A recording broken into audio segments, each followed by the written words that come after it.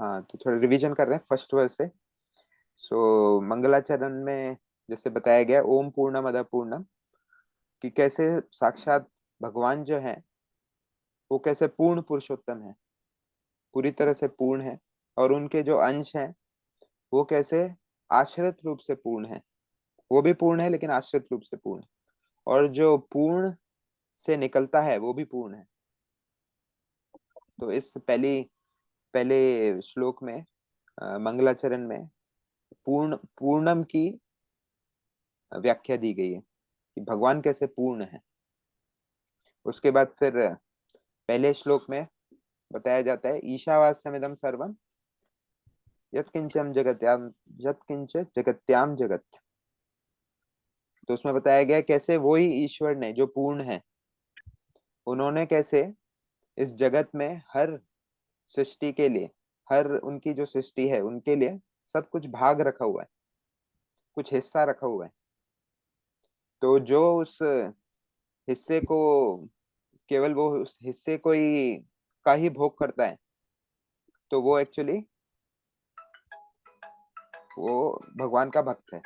और जो हिस्से का भोग नहीं करता है, उससे बाहर भी जाता है, उससे बाहर और भी पाने का प्रयत्न करता है, वो एक्चुअली कभी भी तृप्त नहीं रहता है।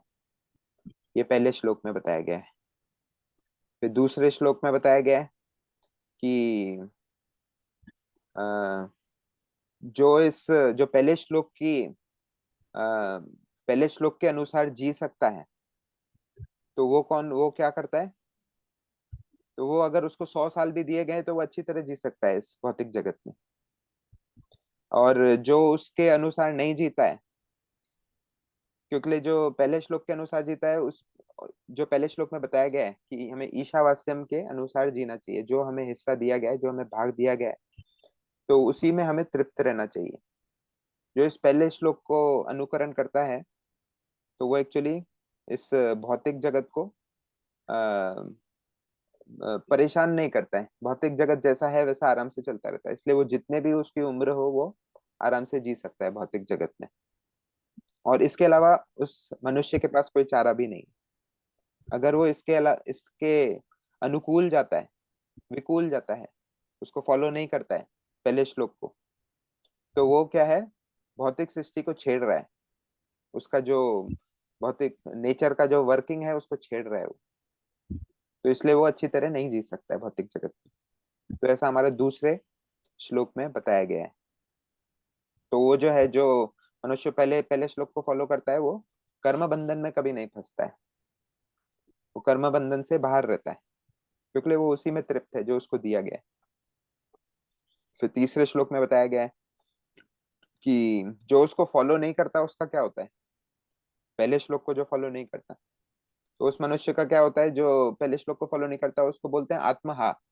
वो एक्चुअली अपने आत्मा को मारने वाला इंसान है, खुद को मार रहा है वो। तो वो जो है अ, एकदम तमो तमो द्वार की तरफ जाता है। महत सेवम द्वारम अहुर विमुक्ते तमो द्वारम योषितम संगी संगम। तो जो तमो द्वार में जाता है, मतलब वो और नीचे गिरता जाता है, तो भौतिक जगत के सबसे निचले पोर्शन में रहता है। वो तीसरे श्लोक में बताया गया है। उसके बाद चौथे श्लोक में बताया गया है कि वही भगवान जिसके ऊपर ये मनुष्य जो पहला श्लोक को फॉलो करता है, तो वो कैसे भगवान पे अपना मन लगाए रखता है। तो वो चौथे श्लोक में बताया गया है, भगवान की अलग अलग गुण बताए गए कि भगवान जो है एकम है, मनोसो जो वियो है। तो उसके बाद बताया गया है धावतो अन्य नत्येति तिष्ठत। तो मनसो जो वियो मतलब भगवान का जो मन है बाकी सबके मन से भी तेज है। हमारा मन तो तेज है ही, लेकिन हमारे से भी तेज है भगवान का मन। तो उसको बोला मनसो जो वियो। एकम, एकम मतलब भगवान, भगवान के बराबर कोई है ही नहीं, ना उनसे ऊपर कोई है ना उनसे बराबर कोई है। तो भगवान के गुण बताए गए चौथे में, चौथे श्लोक में। उसके बाद फिर पांचवें श्लोक में भगवान के भगवान का गुण बताया गया है कि भगवान कितने कठिनाई से जाने जाते हैं, भगवान को जानना कितना कठिन है। बड़े बड़े ऋषि मुनि, बड़े बड़े वैज्ञानिक, बड़े बड़े राजा महाराजा तपस्वी भगवान को जानने की कोशिश किए, लेकिन भगवान को जानना कितना कठिन है वो साक्षात ब्रह्मा जी भी बताते हैं। क्या बताते हैं? अद्वैतम अच्युतम अनादिम अनंत रूपम आद्यम पुराणम पुरुषम नव यौवनम च। तो उसमें बता रहे हैं कि भगवान कैसे अद्वैत हैं। अद्वैत मतलब उनके बराबर कोई नहीं है और उनके बड़ा कोई नहीं है, उनके जैसा कोई है ही नहीं, मतलब अद्वैत, वो अकेले ही है। अद्वैतम अच्युतम अनादिम अनंत रूपम, फिर लास्ट में लाइन में क्या बोल देते हैं? अनंत रूपम, लास्ट शब्द बोल देते हैं। तो अनंत रूपम मतलब जिसके बहुत सारे रूप हैं। पहले पहले शब्द में बोल दिया अद्वैतम, लास्ट शब्द में बोल दिया अनंत रूपम। तो ये थोड़ा विडंबना का केस है। मतलब कोई बोलेगा नहीं भगवान तो एक ही है, लास्ट में बोला नहीं अनंत रूप है, बहुत सारे रूप हैं भगवान के। तो थोड़ा कंफ्यूजिंग है। तो ब्रह्मा जी क्लियर कर रहे हैं कि भगवान को जानना कितना कठिन है, कि भगवान इनकंसीवेबल, उनको जानना नामुमकिन ही है। तो इसलिए पांचवें श्लोक में बताया गया है तदे जाति तन नहीं जाती। भगवान जो है आ, वो चलते भी हैं नहीं भी चलते। वो बताते हैं कि बहुत दूर भी है, वो पास भी है, अंदर भी है, बाहर भी है। तो कितना कठिन है भगवान को समझना कि ऐसा तो हमने कभी कुछ देखा नहीं है जो अंदर भी है बाहर भी है और सब जगह विख्यात है वो, ऑल परवेडिंग है। तो ये समझना बड़ा कठिन है। तो इसलिए पांचवें श्लोक में बताया गया है भगवान को समझना नामुमकिन है, बहुत कठिन है। फिर छठे श्लोक में बताया गया है कि कौन देख सकता है, कौन जान सकता है भगवान को, और उस भगवान के पास कौन जा सकता है। तो उसके बाद छठे श्लोक में बताया है कि जो मनुष्य सबको समान देखता है और सबको भगवान के अंदर देखता है और भगवान को सबके अंदर देखता है, तो वो मनुष्य जो है भगवान को जान सकता है, भगवान को जानने का प्रयत्न कर सकता है। उसके बाद फिर सातवें श्लोक में उसी मनुष्य की गुण बताए गए हैं, उसी मनुष्य के। यस्मिन सर्वाणि भूतानि, जो मनुष्य सबको भगवान का अंश समान देखता है और किसी को भी बड़ा या छोटा नहीं समझता है, और किसी, ये हमने जैसे उसमें समझा था तीन तीन प्रकार के लोगों में, कनिष्ठ उत्तम और मध्यम। तो ये उत्तम अधिकारी लोग, तो उसके उनके गुणों की व्याख्या की गई है सातवें श्लोक में। फिर आठवें श्लोक में तो उस भगवान को प्राप्त करता है वो जो अ, पहले इसके सबसे पहला वाला जो श्लोक है कौन सा था? ओम पूर्णमद पूर्ण। उस श्लोक में जो भगवान की व्याख्या की गई है, और दूसरे पहले श्लोक में जो बताया गया है कि भगवान ने जो ईशावास्यम सब अपने अंशों के लिए अलग अलग भाग निकाल के रखा हुआ है, तो वो भगवान के और गुण की और गुणों की व्याख्या की गई है इस श्लोक में, आठवें श्लोक में। ईसा पर्यागात शुक्रम अकायम अव्रणम अश्नावीरम शुद्धम अपाप विद्धम। कि भगवान कैसे दिखते हैं, भगवान है कैसे। तो भगवान के अलग अलग रूप की व्याख्या की गई है आठवें श्लोक में। इसके बाद आता है नवा श्लोक। तो नवे श्लोक में विद्या और अविद्या का उसकी व्याख्या की गई है। विद्या और अविद्या है क्या? जब ब्रह्मा जी ने सृष्टि की इस भौतिक जगत की, तो जब सृष्टि की तो सबसे पहले भगवान ब्रह्मा जी ने क्या बनाया? कोई भी मनुष्य या कोई भी जीव जंतु बनाने से पहले ब्रह्मा जी ने क्या बनाया? अविद्या। तो सबसे पहले अविद्या बनाई गई, उसके बाद फिर विद्या आई। तो अविद्या अलग अलग प्रकार की होती है, भागवतम में बताया जाता है 5 प्रकार की अविद्या होती है। तो इस टाइम आपको पढ़ाया होगा इस श्लोका के टाइम पे। तो जैसे मोह, महामोह, तामिश्र, अंधतामिश्र और अविद्या। तो ये 5 प्रकार की अविद्या रहती है। तो जो कि मनुष्य को, जो आत्मा है, आत्मा को उसका जो मूल स्वरूप है उसका, उसको ढक देती है। तो आत्मा का मूल स्वरूप क्या है? भगवान का दास। तो उसको ढक देती है, और उसको कवर करने के बाद आत्मा क्या सोचती है? ये जो शरीर है वो मेरा है, सब कुछ मैं और मेरा पे आ जाता है। दास, आत्मा भूल जाता है कि मैं दास हूँ, तो उसको बोलते हैं अविद्या।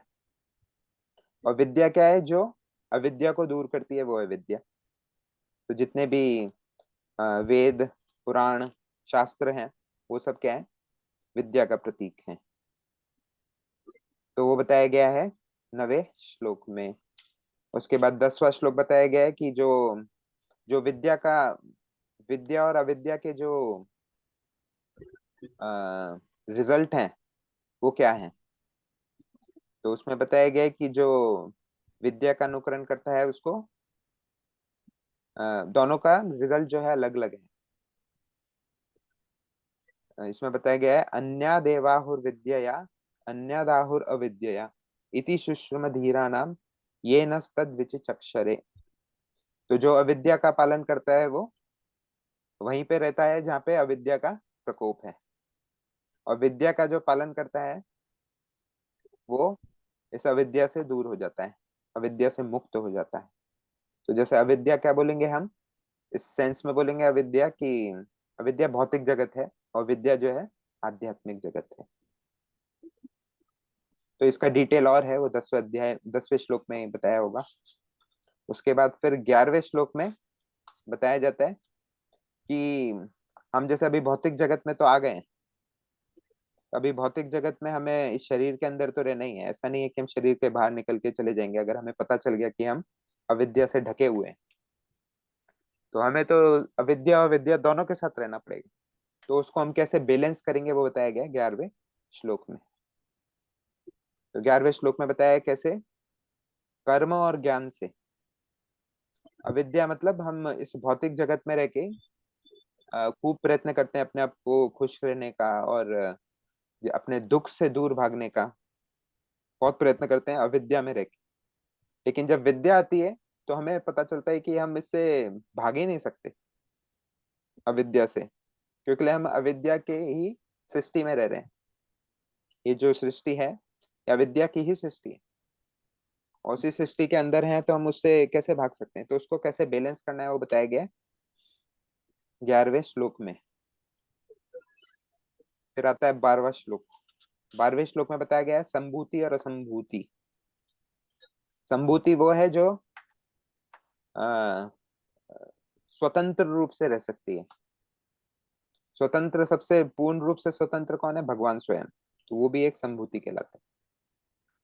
तो जो भी स्वतंत्र है, जो भी किसी पे डिपेंडेंट नहीं है, उसको बोलते हैं संभूति। और असंभूति जो वो स्वतंत्र रूप से रह ही नहीं सकती, वो किसी पे डिपेंडेंट ही रहती है, तो उसको बोलते हैं असंभूति।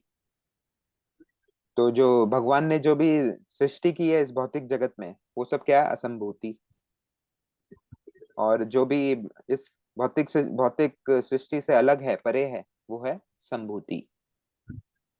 तो उसके बारे में बताया गया 12वें श्लोक में। फिर 13वें श्लोक में बताया गया है कि उस संभूति और असंभूति का परिणाम क्या है, उसका रिजल्ट क्या होता है। जो संभूति को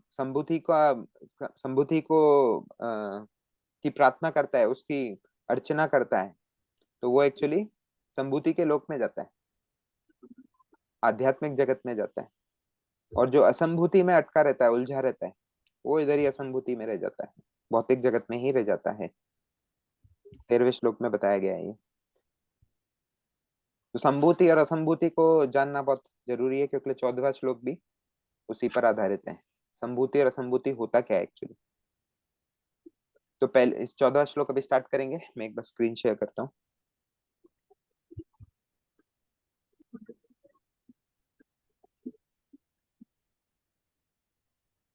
सब देख पा रहे हैं स्क्रीन? यस प्रभु जी, हरे ओके। कृष्णा। तो 13वां श्लोक में जो है असंभूति बताया गया था। तो असंभूति एक्चुअली इसमें और क्लियर किया है, एक्चुअली होता क्या है संभूति और संभूति।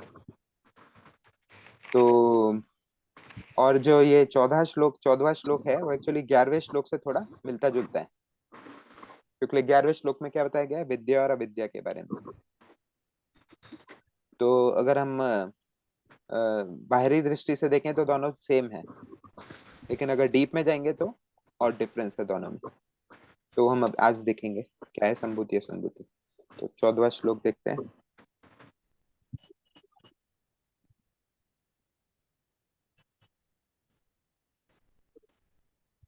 हम्म सं, संभूतिम च विनाशम च।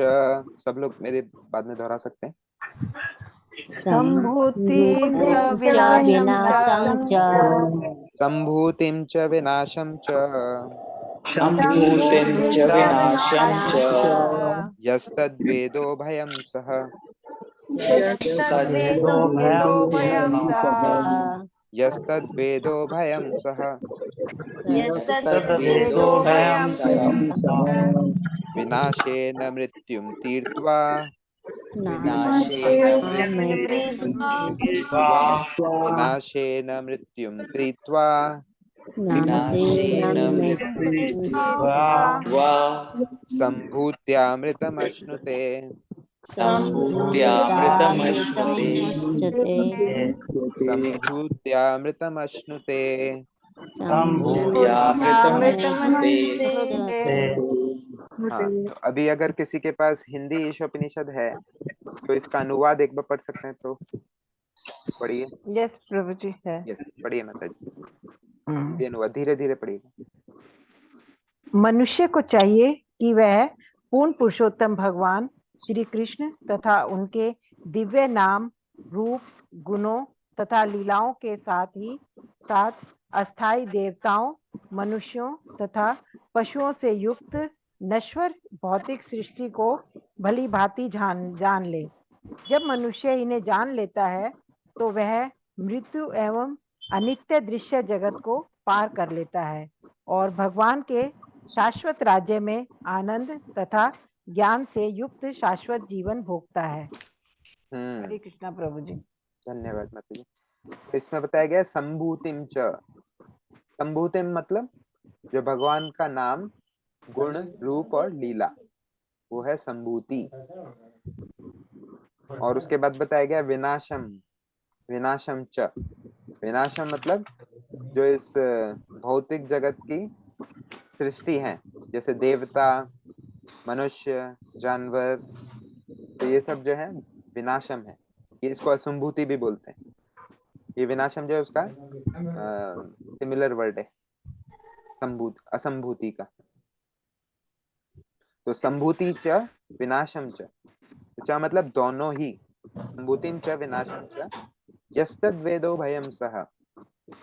तो जो मनुष्य यस्तद वेदो भयम सह, जो इस मनुष्य इन दोनों संभूति और असंभूति दोनों को जान लेता है, पूर्ण रूप से जान लेता है, तो उसका क्या होता है? विनाशेन मृत्युम तीर्थवा।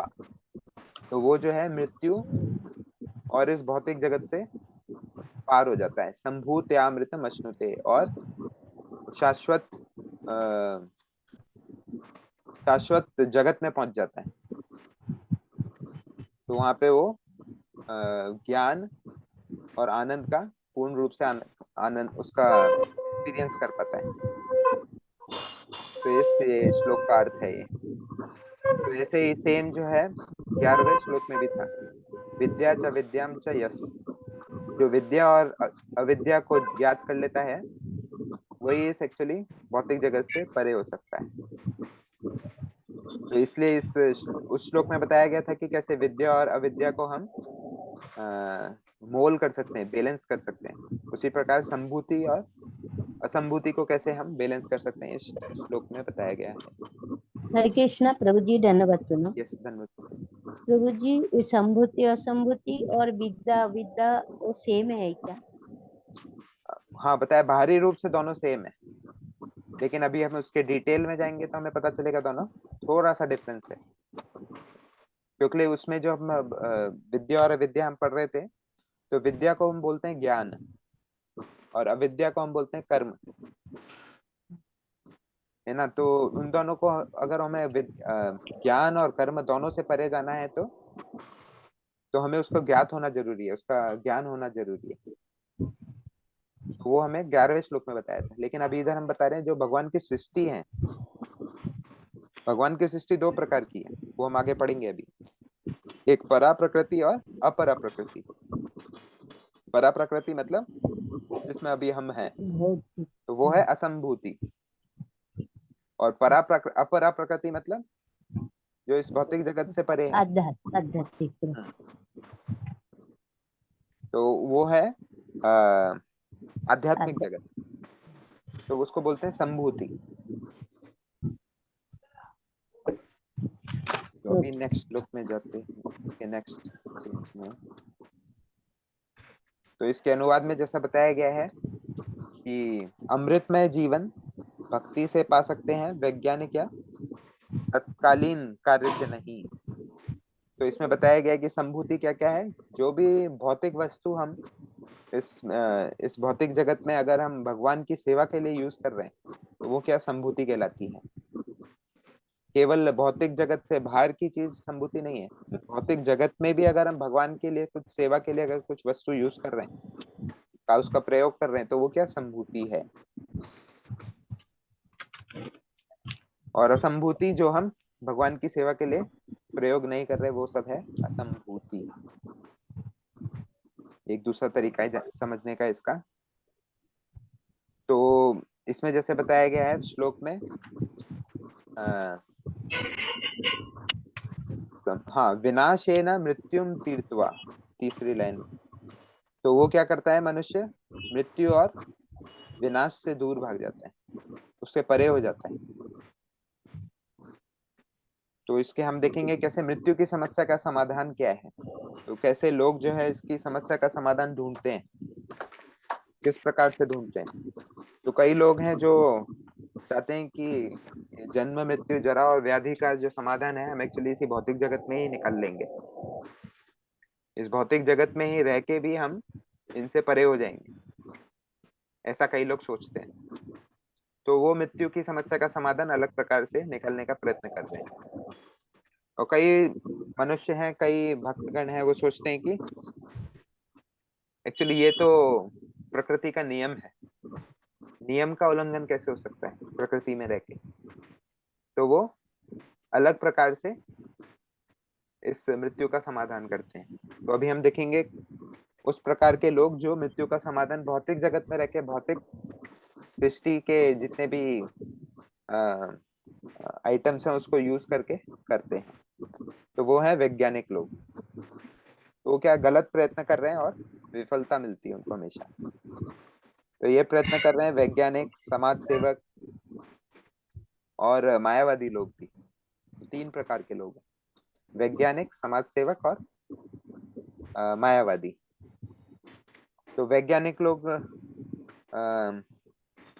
अलग अलग इन्वेंशन करते हैं, नया नया प्रयोग करके नई नई तकनीकें लाते हैं ताकि वो इस भौतिक जगत में आनंद से रह सकें, कुछ उनको दुख ना हो इस भौतिक जगत में। जैसे अंतरिक्षयान, तो अंतरिक्षयान क्यों बनाया है उनको, इस भौतिक जगत में और भी जगह ढूंढनी है जहाँ पे वो जाके रह सके। वो इस पृथ्वी से पक चुके हैं, पृथ्वी से उनको अभी ज्यादा रस नहीं मिल रहा है। तो अभी वो क्या चाहते हैं, और भी कुछ ऐसा पृथ्वी जैसा और भी कोई प्लेनेट है क्या, तो वो अंतरिक्ष यान से बाहर जाके ढूंढना चाहते हैं। तो और भी नए नए सॉल्यूशन चाहिए उनको, भौतिक जगत में ही रहना है लेकिन फिर भी वो जन्म मृत्यु जरा व्याधि का हल नहीं पा रहे हैं। अगर उनसे बोला जाए कि आप इतना इतना प्रोग्रेस किया है आपने, कहाँ पत्थर की दुनिया से अभी आप मोबाइल की दुनिया में आ गए हैं, लेकिन फिर भी ना जन्म से छुटकारा मिला है, ना मृत्यु से छुटकारा मिला है, ना बुढ़ापे से छुटकारा मिला है, ना ही बीमारी से छुटकारा मिला है। इन चारों से छुटकारा तो मिला ही नहीं है। आपने कितना प्रोग्रेस किया है, इतना प्रोग्रेस करके भी आपका कुछ सॉल्यूशन नहीं आ रहा है, और नई नई परेशानी आ रही है। तो ऐसा ध्रुव महाराज, नहीं प्रहलाद महाराज अपने सहभागियों से स्कूल में सबको बताते हैं, क्या बोलते हैं, दुःखौषधम तदपि दुःखम। दुःखौषधम तदपि दुःखम मतलब दुख की जो औषध है वो जो एक्चुअली और दुख बढ़ा देती है। कैसे? जैसे हम देखेंगे इस भौतिक जगत में अगर हम कुछ नया इन्वेंशन करते हैं, जैसे अभी आजकल बहुत न्यूज में है artificial intelligence, AI, chat GPT. तो उसमें कई लोग बोलते हैं कि ये जो आविष्कार है ये एक्चुअली मनुष्यों के लिए बहुत बहुत सफलता का कारण बन सकता है। लेकिन अभी हम देख रहे हैं कितने सारे इसके गलत इफेक्ट आ रहे हैं। बहुत लोगों का जॉब चला गया क्योंकि सब लोग एआई का सहारा ले रहे हैं, सब कंपनियां, क्योंकि एआई से सब काम हो रहा है। तो उसकी वजह से सब लोगों का जो भी मनुष्य मनुष्य लोग जो जॉब करते थे उनका सब जॉब जा रहा है, क्योंकि मनुष्य बहुत मेहनत करके सब कार्य करता था और एआई जो है चुटकी में काम कर रहा है। तो इसलिए कंपनियां एआई की तरफ जा रही हैं। तो उससे नया दुख आ रहा है। क्या दुख आ रहा है नया? कि हमें अब नौकरी नहीं है हमारे पास। तो ऐसे ही अंतरिक्ष यान से हम बाहर जाना चाहते हैं, लेकिन बाहर जाने की बजाय और नए नए परेशानी आ रही है। कि जैसे बोला जाता है कि अंतरिक्ष यान जब जाते हैं तो अलग अलग प्रकार की गैस छोड़ते हैं। तो वो क्या है, प्रदूषण करते हैं बहुत सारा। वो उस प्रदूषण से क्या होता है, गर्मी ज्यादा बढ़ रही है अभी पृथ्वी पे। तो ऐसे अलग अलग उनके सॉल्यूशन है, ये भौतिक जगत के सॉल्यूशन। इसलिए हम असद ध्यान। तो ये जो असद लोग हैं वो ही इसका प्रयत्न करते हैं, दुख का निवारण करते हैं। किससे? दुख से। क्योंकि हम भौतिक जगत में रह के भौतिक जगत की चीजें ही यूज कर रहे हैं, उसका ही प्रयोग कर रहे हैं भौतिक जगत के रूल्स तोड़ने के लिए, उसके नियम तोड़ने के लिए। तो भौतिक जगत के नियम क्या है? जन्म, मृत्यु, जरा और व्याधि। इसके अलावा इसके नियम ही नहीं है। जन्म लेना है आपको, आपकी मृत्यु फिर पक्की है, जन्म लिया है तो। और आपको किससे गुजरना पड़ेगा? जरा और व्याधि से तो गुजरना ही पड़ेगा। तो इन चार चीजों को आपको इससे सॉल्यूशन नहीं मिलेगा भौतिक जगत में रह। तो इसमें बताया जाता है जो मृत्यु है, अ,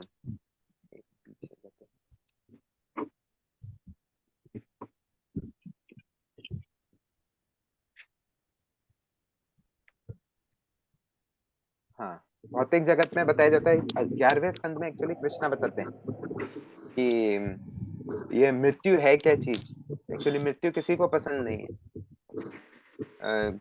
क्योंकि हर कोई बिल्कुल एक एक हर कोई व्यक्ति जो है निंदित अवस्था में है। जैसे किसी को अगर मृत्यु दंड दिया हो, मृत्यु दंड की सजा दी गई हो और उसे फांसी के स्थान पर ले जा रहा हो, रास्ते से ले जा रहे हैं उसको फांसी के स्थान पे। तो उस समय अगर उसे कुछ भौतिक वस्तु दी जाए, अगर उसे कुछ उसकी पसंदीदा वस्तु दी जाए, तो क्या उसे उसमें संतुष्टि मिलेगी क्या? एक्चुअली उसको नहीं। संतुष्टि उसमें इतनी नहीं मिलेगी जितनी उसको, अगर उसको पता है कि मृत्यु नहीं होने वाली। तो अगर उसको पता है कि मेरी मृत्यु होने वाली है तो उसमें कैसे संतुष्ट हो सकता है? ऐसी हमारी अवस्था है अभी, क्योंकि हमें पता है हमारी मृत्यु होने वाली है, लेकिन फिर भी हम अलग अलग चीजों को उसका भोग करते हैं और उससे खुश होने की, आनंद प्राप्त करने की प्रयत्न करते हैं। लेकिन हमें पता है कि मृत्यु आने वाली है, लेकिन फिर भी। तो ऐसी हमारी अवस्था है। तो ऐसा कृष्णा किसको बोल रहे हैं? उद्धव जी को बता रहे कि कैसी हमारी अवस्था है, जिसको हम कंफ्यूज हैं। हमें कुछ सॉल्यूशन ही नहीं पता है। ये हमारी स्थिति है। इसके बाद और अभी तो हमने देखा वैज्ञानिक लोग जो असंभूति में रह के आनंद की प्राप्ति की खोज कर रहे हैं। ऐसे ही है समाज सेवक। समाज सेवक क्या करते हैं? वो चाहते हैं कि हम इस समाज को एकदम सुखद समाज बना दें।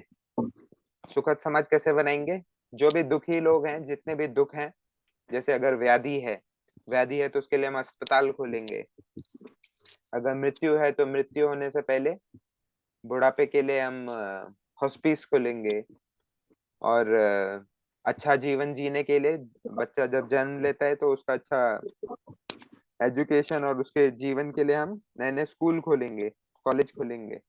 तो ऐसे ये समाज सेवक जो है समाज को सुख सुख सुखद लोक बनाना चाहते हैं और अशाश्वत राहत कार्य में रुचि लेने की शिक्षा देते हैं, जिससे वो जीव कभी भी वास्तविक सुख नहीं पा सकता। तो ये है समाज सेवक। वो बोलते हैं कि देखो मैंने इतना पैसा कमाया, अब ये पैसे को मैं समाज सेवा में यूज करूंगा। और बोलते हैं कि एक्चुअली मानव सेवा ही क्या है, माधव सेवा है। ये जो सेंटेंस है बहुत विख्यात है, मानव सेवा ही माधव सेवा है। लेकिन हम क्या कहते हैं कि ये मानव सेवा जो है उससे भी उत्तम एक सेवा है। उत्तम मानव सेवा क्या है? हम बोलते हैं मानव को माधव से जोड़ना और माधव को मानव के अधीन बनाना। माधव को माधव के अधीन बनाना ये एक्चुअली सबसे उत्तम मानव सेवा है। क्योंकि मानव जो है माधव के अधीन ही हो सकता है। लेकिन वो लोग क्या बोल रहे हैं, नहीं नहीं, मानव ही माधव सेवा। अगर हम मानव को सेवा कर रहे हैं उसका मतलब है हम माधव की भी सेवा कर रहे हैं। तो वो लोग इसमें अटक जाते हैं। तो वो इस भौतिक जगत के प्रकोप से बाहर नहीं जा पाते। तो इसलिए समाज सेवा वाले भी जो लोग हैं वो क्या है, असंभूति के अंदर ही फंसे हुए हैं। वो इस भौतिक जगत की जितने भी चीजें हैं उसी का प्रयोग करके खुश रहना चाहते हैं इधर ही। और तीसरा मैंने ऐसा बताया था, मायावादी लोग। मायावादी कौन होते हैं? जो भौतिक जगत में रह के बहुत परेशान हो चुके हैं। वो इतनी इतनी सब यातनाएं हैं भौतिक जगत में, उनको आनंद बहुत कम मिलता है और दुख बहुत ज्यादा मिलता है। तो मायावादी लोग जो है बहुत परेशान है, वो इस सृष्टि से बाहर जाना चाहते हैं। वो दिन भर की तेज लाइफ से बाहर जाना चाहते हैं, उनको शांति चाहिए केवल। तो वो है मायावादी लोग। तो वो भी जो है इस भौतिक जगत से परे नहीं जाना चाहते, वो केवल एक शांति चाहते हैं, जीवन में शांति चाहिए। तो वो भी इस असंभूति के प्रकोप में ही रहते हैं, असंभूति के अंदर ही रहते हैं।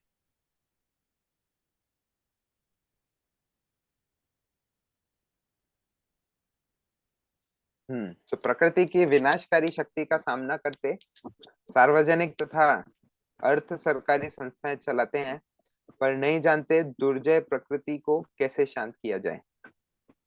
तो वो जैसे मैंने बताया कि अलग अलग विविधान प्रदान करते हैं, नए नए school, college, bank, financial institution, नई नई चीजें बनाते हैं इस भौतिक जगत में खुश रहने के लिए। लेकिन वो परमानेंट हैप्पीनेस नहीं दे पाते, शाश्वत सुख नहीं दे पाते।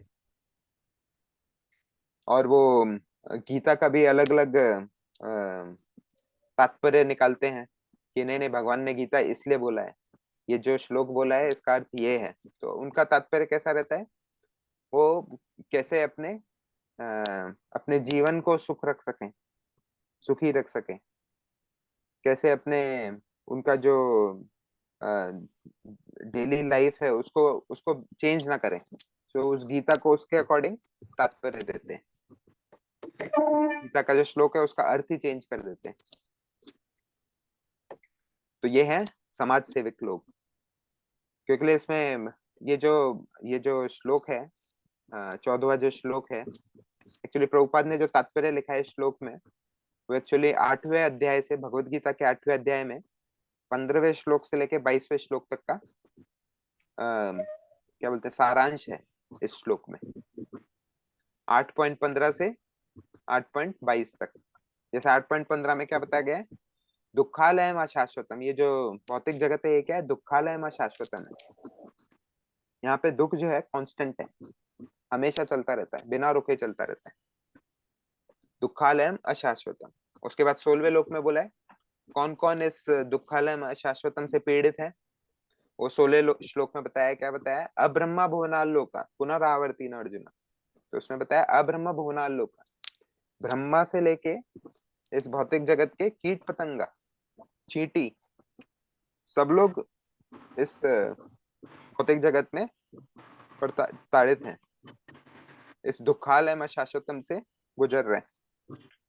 तो ये 15वें 16वें श्लोक में बताया गया। तो उसके बाद फिर 16वें श्लोक से बताया गया कि कैसे ब्रह्मा जी जो है, उनकी जो उम्र है, उनकी उम्र जो 100 वर्ष की जो उम्र है, वो कैसे भौतिक जगत से उसका जो कंपैरिजन है वो बताया गया। 17वें श्लोक से लेके 20वें श्लोक तक, तो वो भी हम आज देखेंगे। तो प्रभुपाद के तात्पर्य में सब बताया गया है। तो जैसे इसमें बताया गया है कि इस प्रकार के कार्य क्यों करते हैं ये लोग, कौन, समाज सेवक लोग, और पहले कौन से थे, वैज्ञानिक मायावादी किसके हो वैज्ञानिक गए, पहला वैज्ञानिक। वैज्ञानिक वैज्ञानिक हाँ, तो ऐसे कार्य क्यों करते हैं, क्योंकि उनमें क्या है, आध्यात्मिक लोक का और वैदिक शास्त्र का कोई ज्ञान नहीं है, और वो वेद और शास्त्रों को एक्चुअली सर नहीं मानते।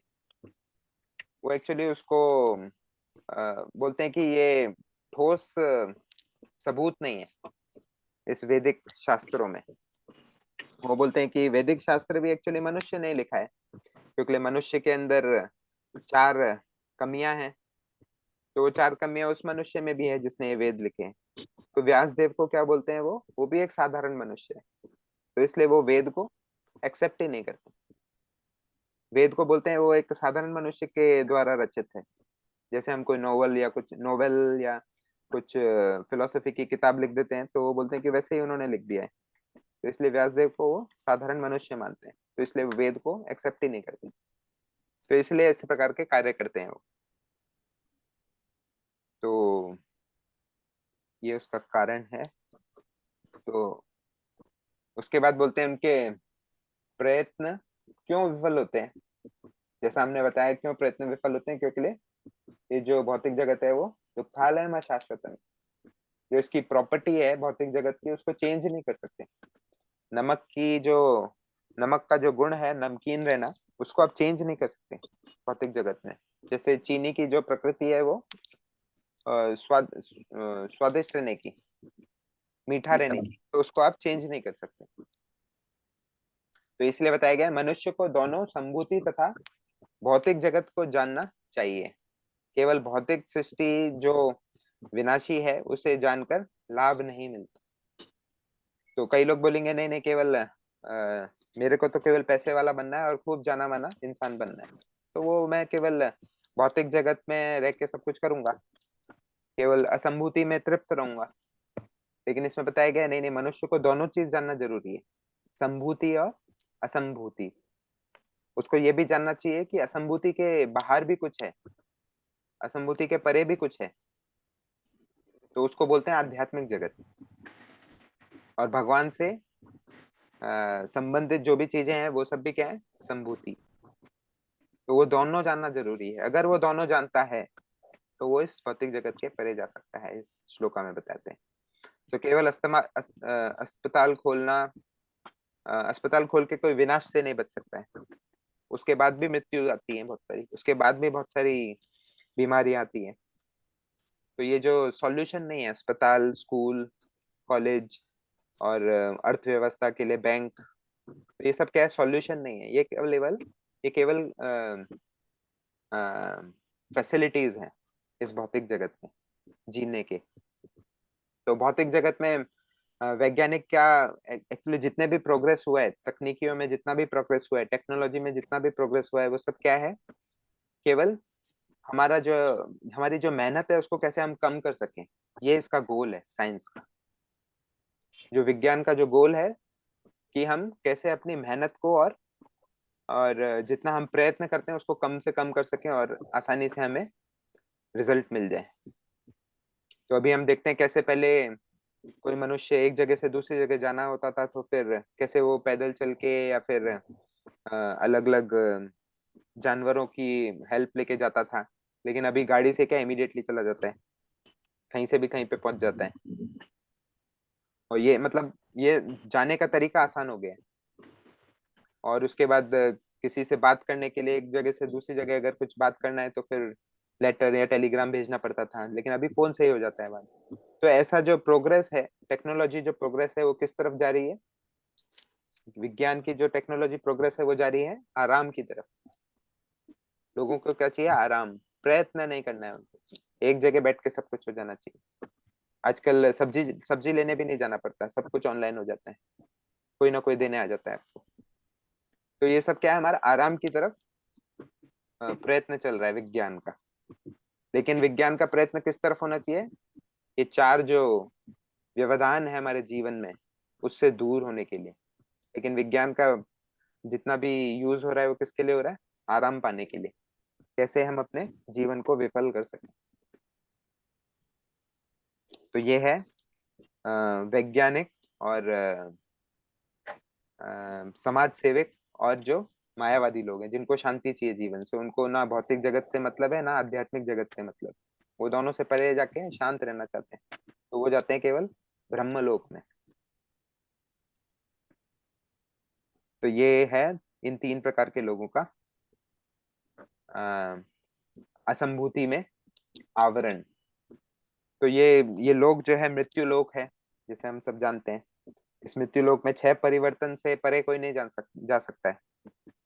क्योंकि जो कोई जीवित व्यक्ति है, तो वो जीवित व्यक्ति जो है इन 6 परिवर्तनों से जाता ही जाता है। तो 6 परिवर्तन क्या क्या है? जन्म, उसके बाद कुछ काल तक रहना, उसके बाद उसका फिर कुछ विकास होता है, शरीर बढ़ जाता है उसका, फिर वो उत्पत्ति करता है, फिर धीरे धीरे उसका शरीर क्षीण होने लगता है, बूढ़ा होने लगता है, फिर वो धीरे धीरे लुप्त हो जाता है, मृत्यु को प्राप्त करता है। तो ये 6 स्टेजेस हैं, 6 चरण है जीवन के। और 4 प्रॉब्लम जैसे हमें पता ही है, 4 प्रॉब्लम है: जन्म, मृत्यु, जरा, व्याधि। और उसके बाद हम बोलते हैं कि ये जो 6 चेंजों से कौन कौन जाता है? पूरे अब्रह्मा भुवनाल लोका, ब्रह्मा जी से लेके छोटे कीड़े कीटाणु, तो वो भी इन सबके सब जीवों को इन 6 चरणों से जाना होता है। और 6 के 6 चरणों के अलावा 4 समस्याओं से जाना पड़ता है: जन्म, मृत्यु, जरा, व्याधि। इसका सॉल्यूशन नहीं है, ये एक्चुअली नियम है भौतिक जगत का।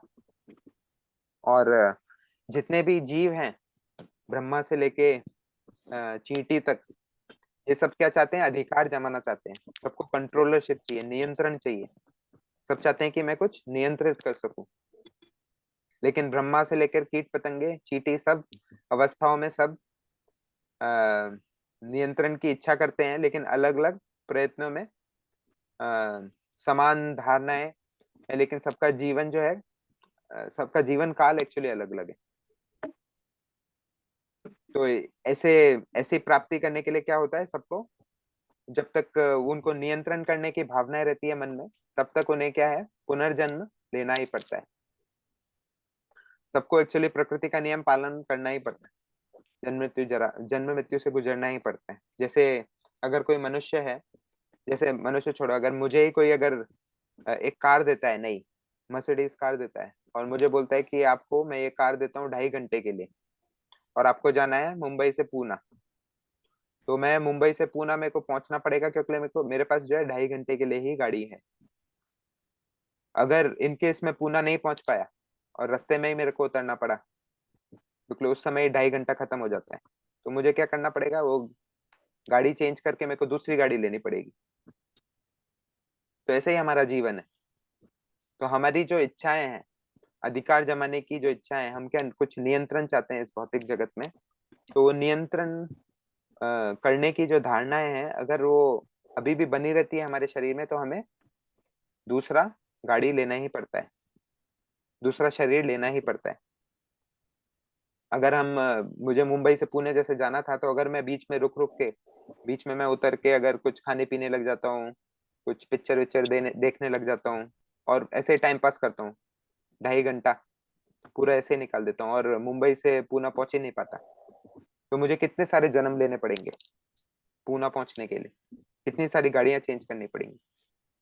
तो ऐसे ही हमारा जीवन है एक्चुअली। ये जो भौतिक जगत में ये 6 चीजें जो हैं, एक्चुअली हमारे ये माइलस्टोन्स हैं। हमारा जन्म होता है, माइलस्टोन मतलब ये अलग अलग रास्ते में वो अलग अलग माइलस्टोन आते हैं ना, कि अभी जैसे मेरे को पुणे पहुंचना है, तो अभी 100 किलोमीटर दूर है, 50 किलोमीटर दूर है, 10 किलोमीटर दूर है, तो ये क्या है? माइलस्टोन है। तो ये हमारे 6 जो है माइलस्टोन है। जन्म होता है, जन्म होने के बाद कुछ काल तक हम रहते हैं, बड़े हो जाते हैं, फिर हमारा विकास होने लगता है, फिर ये सब हमारे माइलस्टोन्स हैं। फिर उत्पत्ति करने लगते हैं, फिर क्षीण हो जाते हैं धीरे धीरे, फिर लुप्त हो जाते हैं। तो इन 6 माइलस्टोन से निकल के हम अपनी एक यात्रा करते हैं, और वो यात्रा पूर्ण होने के बाद दोबारा हम यात्रा का शुरुआत करते हैं। तो यही है एक भौतिक जगत में चलता आता है। तो भौतिक जगत में ब्रह्मा जी से चींटी तक सब प्रकृति पर प्रभुत्व जताने का प्रयास करते हैं। प्रभुत्व मतलब नियंत्रण चाहते हैं सब लोग। हाँ, तो जिसको भवरोग कहते हैं। तो एक प्रकार का भवरोग है। तो जब तक भवरोग है तब तक देहांतर है, हमें शरीर चेंज करते ही रहना पड़ेगा। क्योंकि जब तक हम प्रभुत्व जताने की कोशिश करेंगे तो हमें शरीर चेंज करते करते करते तब हमें पता चलेगा नहीं नहीं, ये प्रभुत्व तो इस भौतिक जगत में बांध के रखा हुआ है मेरे को, तो ये मुझे छोड़ना ही पड़ेगा। तो जब हम इस भवरोग से बाहर आते हैं तब जाके हमारा देहांतर रुक जाता है। तो ये है भौतिक जगत। तो इसमें जैसे बताया गया है कि ये मैंने एक एक्स्ट्रा स्लाइड डाला है, लेकिन इंग्लिश में है, लेकिन इसको समझाने का कोशिश करूंगा। तो ये जो वैज्ञानिक लोग होते हैं, ये इनके अनुसार ये जो भौतिक जगत है, भौतिक जगत जो है ये एक्चुअली एक लाइन में चलता है, एक सीधी रेखा में चलता है। जैसे अभी कुछ सृष्टि की रचना हुई, सृष्टि की रचना के बाद सब जीवों की उत्पत्ति हुई, फिर मनुष्य का विकास हुआ, फिर मृत्यु हुई, फिर प्रलय हुई। तो ये क्या एक सीधी रेखा में चल रहा है आज के वैज्ञानिकों और क्रिश्चियन मिशनरीज और उनके उनके अनुसार। इसको क्या बोलते हैं? लीनियर मॉडल, एक लाइन में चलने वाला मॉडल। कहीं पे शुरुआत हुई और कहीं पे अंत हो गया। लेकिन हमारा जो शास्त्रों का जो मॉडल है, शास्त्रों का जो मॉडल है वो कैसा है? एक साइक्लिक प्रोसेस है, साइक्लिक मॉडल है, एक गोल एक चक्र में चलने वाला मॉडल है। जैसे हम देखते हैं कि हम एक्चुअली अपने जीवन में भी आसानी से समझ सकते हैं कि कैसे हमारा जीवन जो है एक चक्र के समान है। जैसे काल भी क्या है? एक चक्र ही है, काल चक्र। क्योंकि घड़ी भी कभी भी जो है गोल ही चलती है। आप चाहे स्क्वायर घड़ी बना लो या ट्रायंगल घड़ी बना लो, त्रिकोण घड़ी, चौकोन घड़ी, कैसे भी घड़ी बना लो, लेकिन वो चलेगी गोल ही। क्यों? क्योंकि काल जो है चक्र है, गोल है। ऐसे हमारा जीवन भी जो है एक चक्र है। हम जन्म लेते हैं, पूरा ये छह छह माइलस्टोन, 6 स्टेजेस से, 6 चरणों से हम गुजरते हैं, अंत में मृत्यु आती है, फिर से क्या होता है? हमारा जन्म ही होता है। तो ये क्या है? एक चक्र है। तो इसीलिए ये जो हमारा शास्त्रों का जो मॉडल है क्या है? सृष्टि होती है, सृष्टि के बाद उसका मेंटेनेंस होता है, उसके बाद फिर प्रलय आता है। सृष्टि, संरक्षण और प्रलय, तो ऐसे ही चलता रहता है। सृष्टि, संरक्षण, प्रलय, सृष्टि, संरक्षण, प्रलय। तो इसको चक्र बोला जाता है। ये हमारा मॉडल है। ये एक्चुअली प्रैक्टिकल भी है। प्रैक्टिकल क्यों है? क्योंकि हम ये डेली की लाइफस्टाइल में भी देख सकते हैं। सवेरे होती है, सूर्य उगता है, हम लोग भी उठते हैं, नहाते धोते हैं, फिर ऑफिस जाते हैं, ऑफिस जाने के बाद दोपहर होती है, फिर शाम होती है, शाम को वापस आते हैं घर पे, शाम को वापस आने के बाद फिर से सो जाते हैं, सोने के बाद सवेरे फिर से उठते हैं। ऐसे ये चक्र चलता ही रहता है। हम अपने रोज की लाइफ से भी समझ सकते हैं कि कैसे हमारा जीवन जो है चक्र है। तो हरे कृष्ण यस, प्रभु जी, तो ये साइकिलिंग क्यों बोलते हैं? इसमें आप तो भौतिक सृष्टि को आप सीधा रास्ता बताया और अभी साइकिलिंग बोल रहे हैं। वो हाँ तो आध्यात्मिक में बोला गया ना। हाँ, वही मैं बता रहा हूँ। ऊपर वाला जो आप देख रहे हैं ना लाइन, हाँ, वो एक्चुअली वो भौतिक जगत में जो वैज्ञानिक हैं और अलग अलग रिलीजन, अलग अलग क्रिश्चियन और ये सब जो है, उनके अकॉर्डिंग क्या है, उनके अनुसार क्या है, अरे जो उसका सृष्टि है 500 रो बाहर में एक 500 रेखा के रुपया समान बस है। का नोट गिर गया है, तो देख लो उसमें तो एक आधे वाले में अथी में। है ना, तो वो एक म्यूट करो प्रभु जी, म्यूट करो। हाँ हाँ। तो ये जो सृष्टि है उनके अनुसार कैसी है? सीधी रेखा में है, कहीं पे शुरुआत होती है और कहीं पे अंत हो जाता है। लेकिन हमारे अनुसार क्या है? शास्त्रों के अनुसार सृष्टि जो है गोल है। सृष्टि गोल है, मतलब ये जो साइकिल है, ये जो प्रोसेस है वो गोल है। एक बार सृष्टि होती है, सृष्टि के बाद संरक्षण चलता रहता है बीच में। संरक्षण में मतलब सबसे ज्यादा समय किसमें रहता है? संरक्षण में। सृष्टि और प्रलय में ज्यादा समय नहीं लगता है, सबसे ज्यादा समय किसमें लगता है? मेंटेनेंस में, संरक्षण में। तो ऐसे ही जो ऊपर का उनका जो मॉडल है वो कैसा है? लीनियर है, एक जगह स्टार्ट होता है, एक जगह खत्म हो जाता है, उसके आगे कुछ भी नहीं है उनका। उसके बाद दोबारा क्या होता है वो सब उनको नहीं पता। तो हमारा शास्त्र क्या बोलते हैं? एक चक्र चलता है। हम किस चक्र के अंदर फंसे हुए? काल चक्र के अंदर। तो वो हमें इस जीवन में चलाता है। तो इससे हमें बाहर निकलने के लिए, इसलिए हमें इससे बाहर निकलने के लिए संभूति की तरफ जाना पड़ता है। क्योंकि ये भौतिक जगत का जो विकास है वो कैसे चलता है? हमें भौतिक जगत में बांध के रखता है, एक्चुअली जन्म मृत्यु से बांध के रखता है। लेकिन जो आध्यात्मिक जगत का जो विकास है वो कैसे रहता है?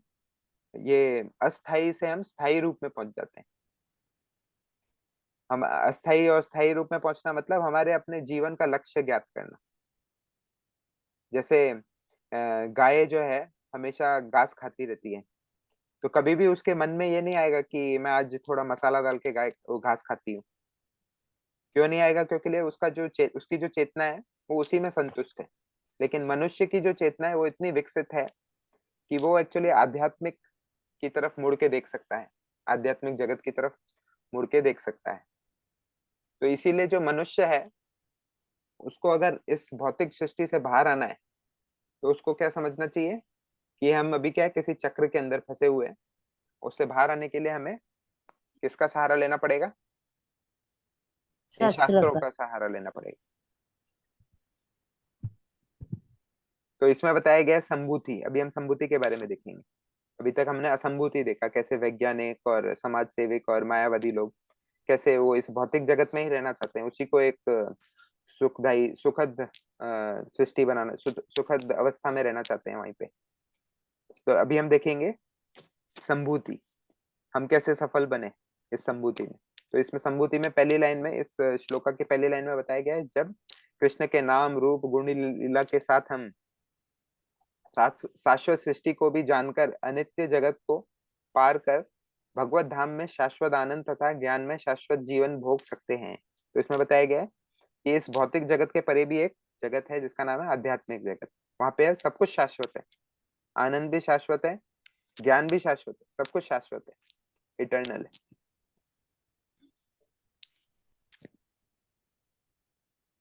तो फिर बताया गया कि अगर कोई बोलेगा कि अरे ये तो कहीं पे हमने देखा भी नहीं है, आध्यात्मिक जगत तो कभी देखा भी नहीं है, तो कैसे पता चलेगा कि आध्यात्मिक जगत भी है? तो इसका प्रमाण दिया गया है, प्रभुपाद प्रमाण देते हैं अपने तात्पर्य में, ये श्लोका देके विष्णु पुराण से, जिसमें वो बताते हैं कि कैसे जीव और भौतिक जगत ये भगवान की दो प्रकार की शक्तियां हैं, एक पराशक्ति और एक अपराशक्ति। अपरा एक्चुअली भौतिक जगत है, परा मतलब आध्यात्मिक जगत, आध्यात्मिक जगत से रिलेटेड। और भगवान की माया शक्ति से भौतिक तो उन्नत शक्ति से भगवत धाम बना है। तो भगवान की माया शक्ति से क्या बना है? भौतिक जगत। और उसकी पराशक्ति से क्या बना है? भगवत धाम, आध्यात्मिक जगत। तो ये ऐसा विष्णु पुराण में बताया गया है। तो उसके बाद जैसे मैंने बताया था 8.15 से लेकर 8.22 तक भगवत गीता के जो श्लोक हैं, 8वें अध्याय 15वें श्लोक से 22वें श्लोक तक, इस प्रभुपाद के जो तात्पर्य है उसमें से लिया गया है। प्रभुपाद ने उसी से रिलेशन में लिखा है इसका तात्पर्य। तो जब 8.15 में क्या बोला था कि ये जो भौतिक जगत है ये क्या है? दुखालय में शाश्वतन है। और 16 में क्या बोला कि कौन कौन इस दुखालय में शाश्वतम से पीड़ित है? अब्रह्मा भुवनालोका, ब्रह्मा जी से लेके कीट पतंगा चींटी तक।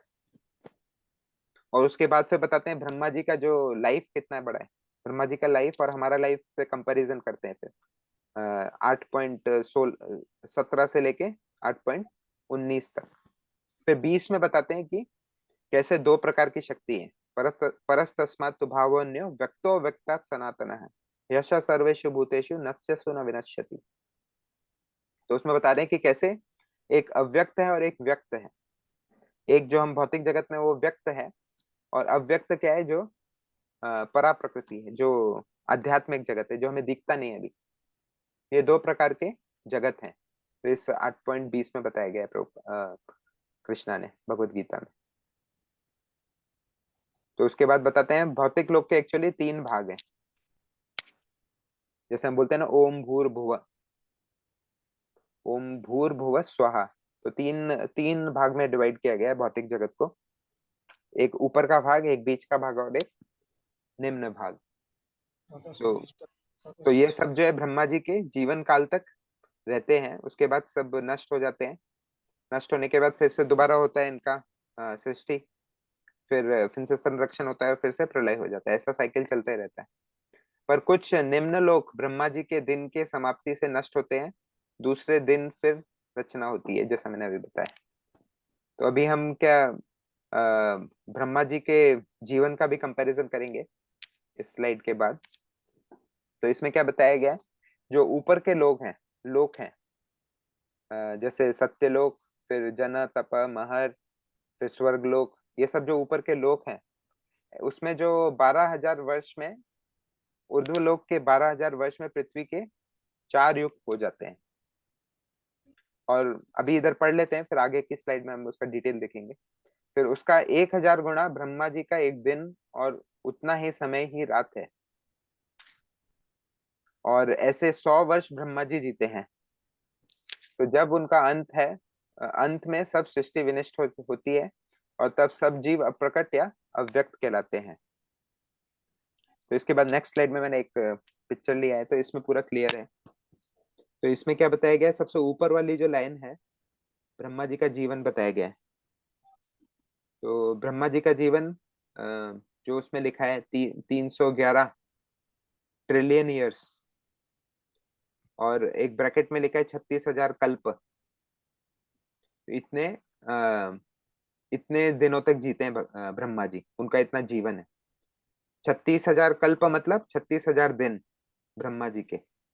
36,000 दिन मतलब एक साल में कितने दिन होते हैं, 360 एवरेज में मान के चल रहे हैं। तो 360 दिन होते हैं, मतलब 100 साल में कितने हो जाएंगे, 36,000 साल, 36,000 दिन।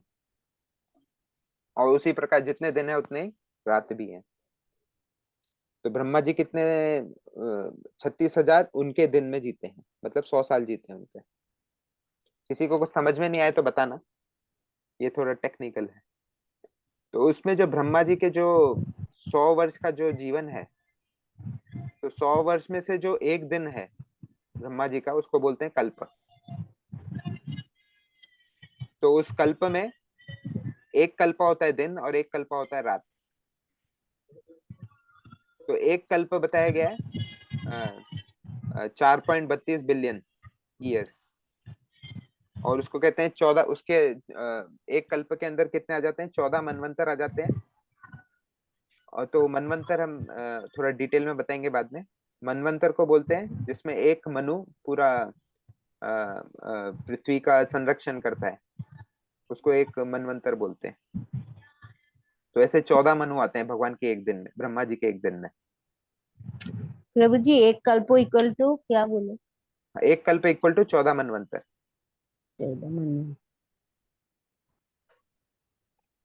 और 14 मनवंतर में से एक मनवंतर जो है 71 दिव्य युग के बराबर होता है। और हरे कृष्ण, धन्यवाद प्रणाम। यस। प्रभु जी जो ब्रह्मा जी का आयु बताया 36,000 कल्प, हाँ, तो वो खाली वो दिन है कि पूरा दिन दिन है, रात वो मिला केवल के? दिन है, केवल दिन है। केवल ऐसे ही जो है रात भी रहेगा। तो एक कितना हो दिन गया, में। 72,000 हो गया फिर।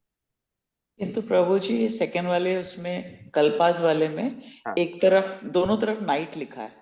हाँ, इसके ये जो बीच में है वो दिन है, उसके दोनों तरफ नाइट है। अच्छा, ओके। तो अभी क्या हम ऊपर से नीचे जा रहे हैं, फिर नीचे से ऊपर भी जाएंगे तो उसमें और क्लियर हो जाएगा आपका, है ना। तो अभी सबसे पहले जीवन है ब्रह्मा जी का 100 साल का जो जीवन है। उसके बाद उसमें 100 साल के जीवन में 36,000 कल्प हो गए। 36,000 कल्प में से एक कल्प में रहते हैं 14 मनवंतर। 14 मनवंतर में से एक मनवंतर में 71 दिव्य युग हैं, और 71 दिव्य युग में से एक दिव्य युग में 4 युग होते हैं। और वो 4 युग सब जानते हैं, सत्य, त्रेता, द्वापर और कली। तो अभी इसमें क्या है, सत्य युग, त्रेता युग, द्वापर युग और कली युग। तो इसमें आपने देखा होगा, इसमें छोटे छोटे लाइन बनाए हुए हैं, और बहुत जगह लिखा हुआ है संध्या संध्या संध्या। तो संध्या का डिटेल मैं थोड़ी देर में दूंगा, पहले हम ये 4 युग के बारे में देखते हैं। तो ये 4 युग जो है, जैसे कली का टाइम दिया हुआ है 4,32,000 साल का है, उसको अगर 2 गुना कर देंगे तो वो द्वापर युग हो जाता है। और अगर द्वापर युग में कलयुग को फिर से ऐड कर देंगे तो वो त्रेता युग हो जाएगा। त्रेता युग में कलयुग को और ऐड कर देंगे तो वो सत्य युग हो जाएगा। तो ऐसे मिला के ये चारों युग जो है एक दिव्य युग कहलाते हैं, क्योंकि इन चारों युग का क्या है, चक्र चलता रहता है। सत्य युग हुआ, त्रेता हुआ, द्वापर हुआ, कली हुआ, उसके बाद क्या है, दोबारा दोबारा से सत्य युग आएगा, फिर त्रेता आएगा, द्वापर आएगा, कली आएगा, ऐसे चक्र चलता रहता है। तो इसलिए इसको बोलते हैं एक दिव्य युग। एक दिव्य युग मतलब जिसमें चारों युग आ गए। तो ऐसे एक चक्र चल गया, इसका मतलब हो गया एक दिव्य युग। दूसरा चक्र चल गया, इसका मतलब हो गया 2 दिव्य युग। तो ऐसे कर करके जब 71 दिव्य युग हो जाते हैं तो वो हो जाता है एक मनवंतर। ठीक है, जब 71 दिव्य युग हो जाते हैं उसको बोलते हैं मनवंतर। तो जब आप, ठीक है, इसके बाद बताता हूँ। तो जब ये मनवंतर जो है ऐसे कर करके 14 मनवंतर हो जाते हैं तो वो बन जाता है ब्रह्मा जी का एक दिन। तो अभी जो इसमें 14 नंबर है और इसमें जो 71 नंबर है, इसको जब हम मल्टीप्लाई करेंगे, इसको गुणा करेंगे, तो अप्रोक्सीमेटली आंसर आएगा 1000।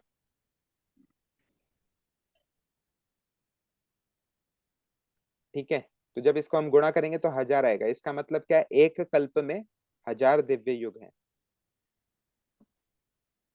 आया समझ में?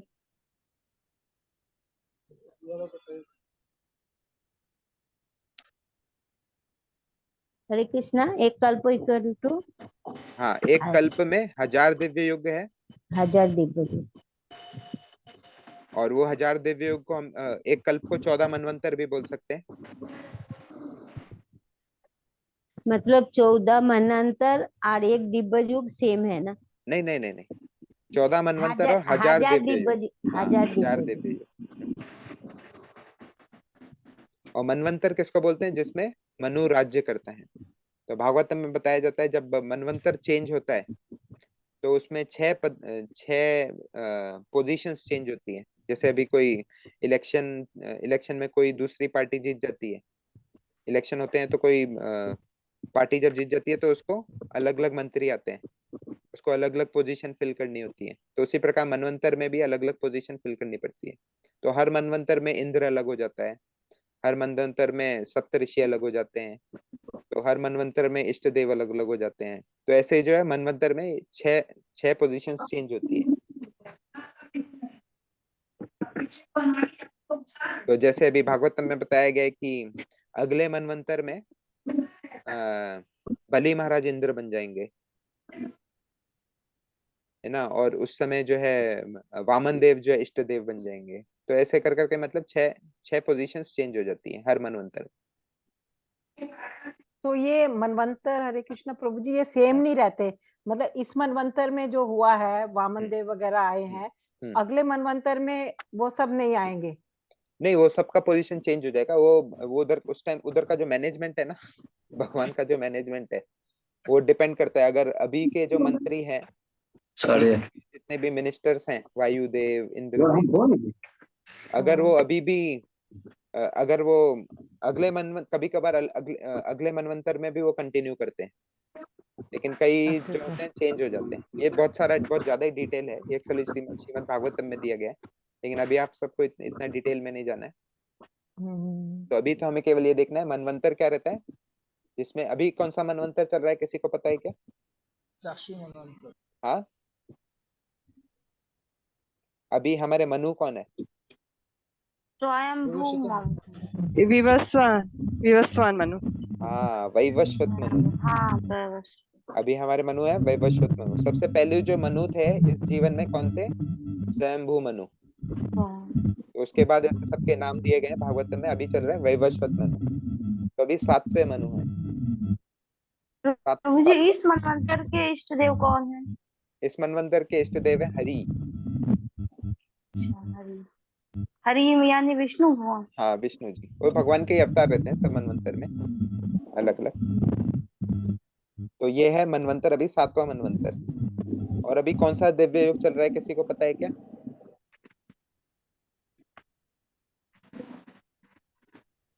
कौन सा साइकिल चल रहा है ये दिव्य युग, उसका युगों का? अभी चल रहा है 28वां साइकिल। हाँ 28 है ना, जब हम कुछ यज्ञ करते हैं ना, यज्ञ करते हैं तो ये सभी बोलते हैं हम सबसे पहले, यज्ञ स्टार्ट करने से पहले, कि वैवस्वत मनवे, वो सब संस्कृत में आता है 28वें युग में। वैवस्वत। हम्म।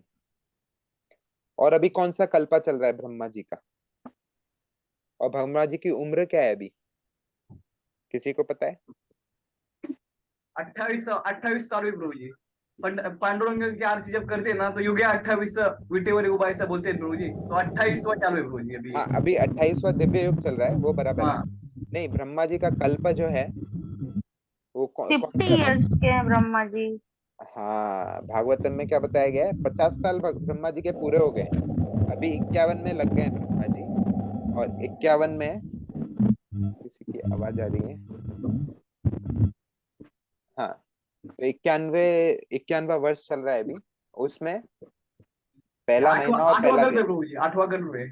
पहला महीना पहला दिन अभी चल रहा है, पहला कल्पा, हाँ 91 वर्ष का। तो ये सब प्रश्न आ सकते हैं ऐसे भी, तो ये डिटेल भी लिख के रख लो आप। ब्रह्मा जी का क्या डेट चल रहा है, उम्र चल रहा है अभी? 50 साल के हो चुके हैं, कंप्लीट हो गया उनका, अभी 91वां वर्ष चल रहा है। 91वें वर्ष में पहले महीने का पहला दिन।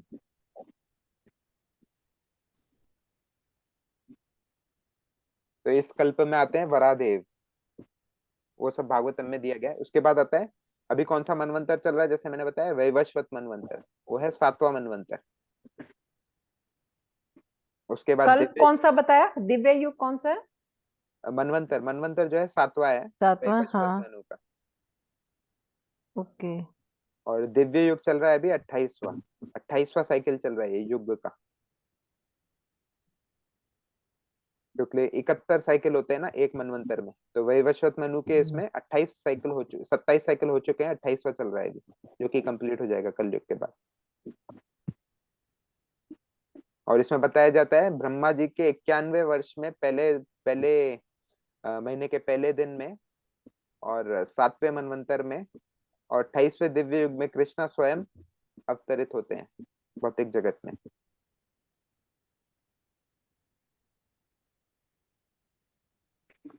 अभी मैं संध्या थोड़ा शॉर्ट में बताऊंगा, संध्या क्या होता है।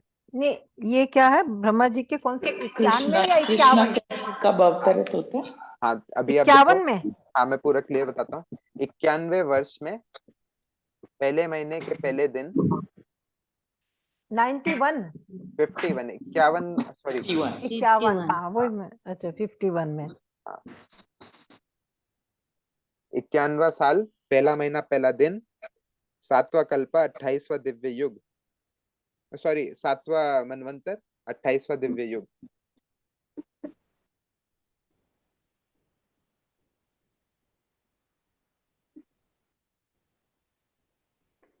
और उस दिव्य युग में द्वापर सातवां की, क्या चीज हाँ, देखते हैं? 7वां 51 मनवंतर। वर्ष में प्रभु पहला जी, महीना पहला दिन।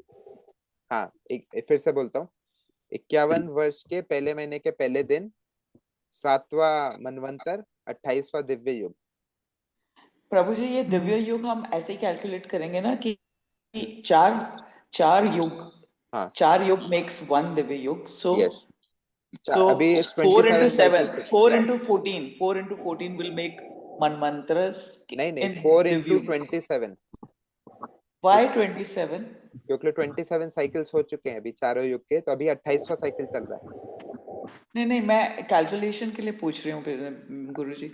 हाँ, ये जैसे 4 युग्स make 1 दिव्य युग, हाँ, correct. and in manvantra how many divya yugs will be there? So 71, 14 into 4 होगा ना?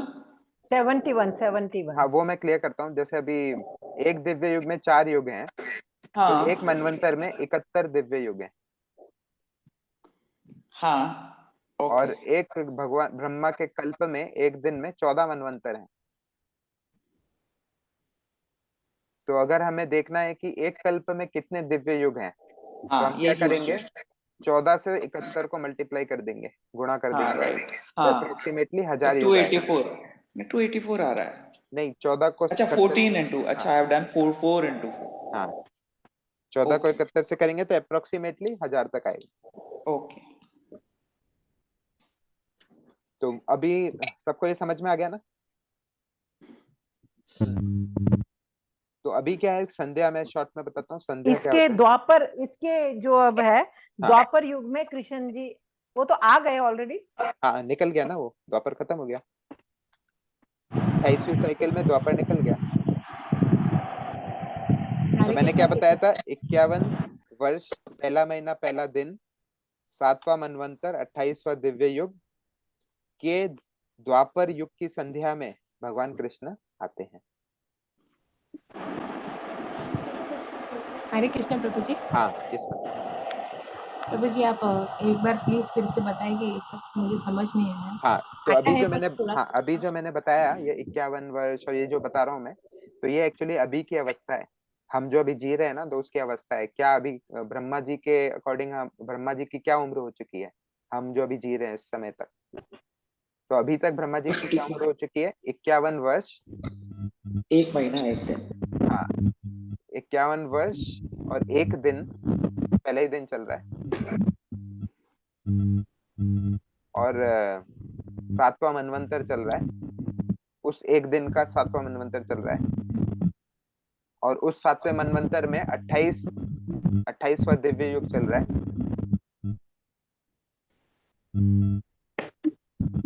और अभी अभी हम लोग किसमें है, कलयुग की संध्या में है।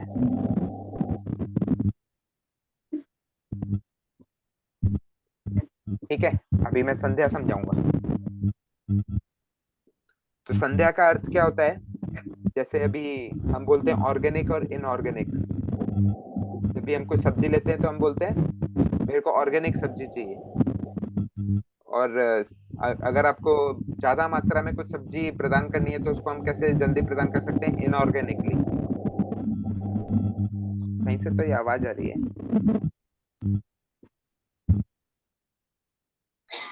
हाँ तो इनऑर्गेनिक मतलब जैसे कुछ इमीडिएटली, एकदम तुरंत मिल जाए आपको कुछ, तो उसको इनऑर्गेनिकली बोलते हैं। जैसे मेरे को अभी लाइट ऑन करनी है, बटन ऑन किया, इमीडिएटली ऑन हो गई, तो उसको इनऑर्गेनिकली बोलते हैं। अगर मुझे बहुत सारी मतलब नहीं बारिश नहीं, सर्दी के ऋतु में मेरे को आम चाहिए, तो उसको हम इनऑर्गेनिकली ग्रो करके आम ला सकता हूँ मैं सर्दियों में, तो उसको इनऑर्गेनिक बोलते हैं, गलत तरीके से। लेकिन सही तरीका क्या होता है, ऑर्गेनिक। ऑर्गेनिक मतलब जो स्वाभाविक रूप से चलता है। जैसे सूर्य जो है, हम सूर्य को ये नहीं बोल सकते बटन ऑन करके कि जल्दी से बाहर आ जाओ, अभी लाइट करो जल्दी से, वो अपने टाइम पे ही बाहर आएगा, स्वाभाविक रूप से ही सूर्य बाहर आएगा, सूर्य उगेगा मतलब, तो उसको बोलते हैं ऑर्गेनिक ग्रोथ।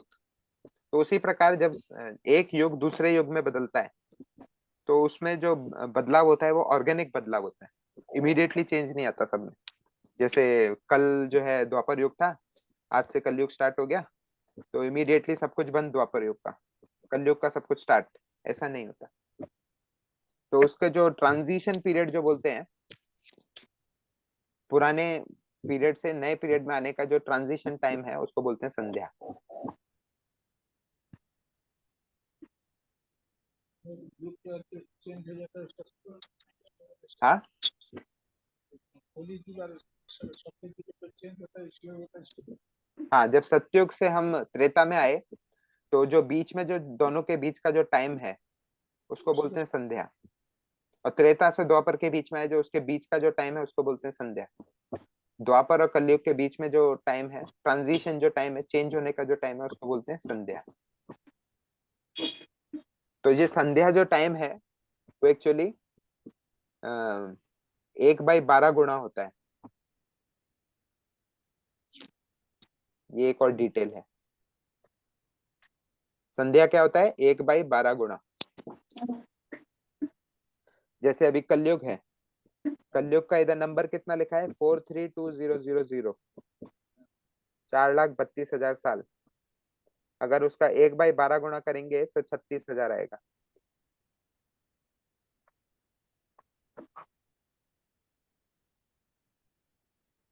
ठीक है। तो 36,000 जो है कलयुग की संध्या है। और ऐसे द्वापर का जो इधर टाइम लिखा है 864000, उसको अगर हम 12 से भाग करेंगे तो जो टाइम आएगा वो है द्वापर की संध्या। तो भगवान कृष्ण किस में आए थे? द्वापर की संध्या में। और हम लोग कभी किधर हैं अभी? कलयुग की संध्या में। तो इसलिए अभी हम जो है द्वापर से कलयुग के जो ट्रांजिशन फेज में ही है अभी। अभी पूरी तरह घोर कलयुग तो आया ही नहीं है। जब घोर कलयुग आएगा तो भागवतम का जो 12वां स्कंद है, 12वें स्कंद में जो व्याख्या की गई है कलयुग की, उसका प्रकोप दिखेगा। तो अभी हम लोग क्या है, कलयुग की संध्या में है। और अभी तक बताया जाता है 5,000 वर्ष बीत चुके हैं भगवान कृष्ण के। 5,300 वर्ष भगवान कृष्ण जब से आए थे। 5,000 संध्या कितनी कलयुग की संध्या? अब जो इधर जो टाइम लिखा है ना 4,32,000, उसको हाँ। 12 से भाग करना है, वो संध्या हो जाती है। ओके। तो संध्या दोनों तरफ रहती है, आगे और पीछे। तो जैसे अभी संध्या हमारी कितनी आई कलयुग में? 36,000 साल। तो स्टार्टिंग में 18,000 रहेगी और लास्ट में भी 18,000 रहेगी, तो दोनों मिला के 36,000। अच्छा, तो 18,000 में से अभी 5,000 गए हैं। बराबर। गॉड, अभी तो संध्या ही कितनी चलेगी, फिर उसके बाद घोर कलयुग आएगा। हाँ। प्रभु जी 18 कैसे है वो समझ में नहीं है। हाँ 36,000 आया समझ में।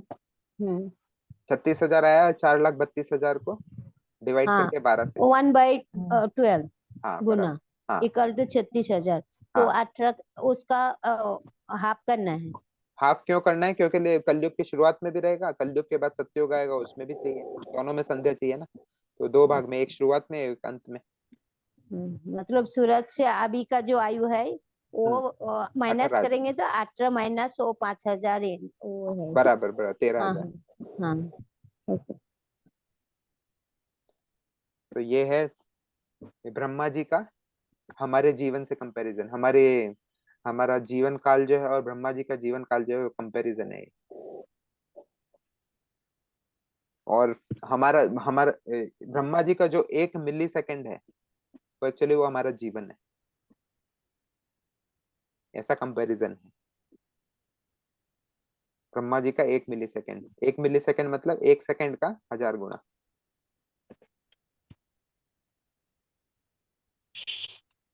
एक सेकेंड का, सॉरी, 1000वां भाग, गुणा नहीं। तो ऐसे एक एक चुटकुला है कि जिसमें कोई पूछता है ब्रह्मा जी से, जैसे ब्रह्मा जी मैंने सुना है कि आपका 1 सेकेंड हमारे 1 लाख साल के बराबर है। तो ब्रह्मा जी बोलते हैं हाँ है। तो वो बोलता है कि तो आपका हमारा नहीं नहीं, आपका $1 हमारे 1 लाख डॉलर के बराबर होगा, 1 लाख रुपए के बराबर होगा। आपका 1 रुपया मेरा 1 लाख रुपए के बराबर होगा। तो फिर वो ब्रह्मा जी से क्या बोलते हैं कि कृपया मुझे आपका 1 रुपया दे दो। तो ब्रह्मा जी क्या बोलते हैं, आप 1 सेकेंड रुकेंगे क्या? समझ में आया किसी को? समझ में आ रहा तो ब्रह्मा जी का 1 सेकेंड मतलब 1 सेकंड के बाद वो मर ही जाएंगे।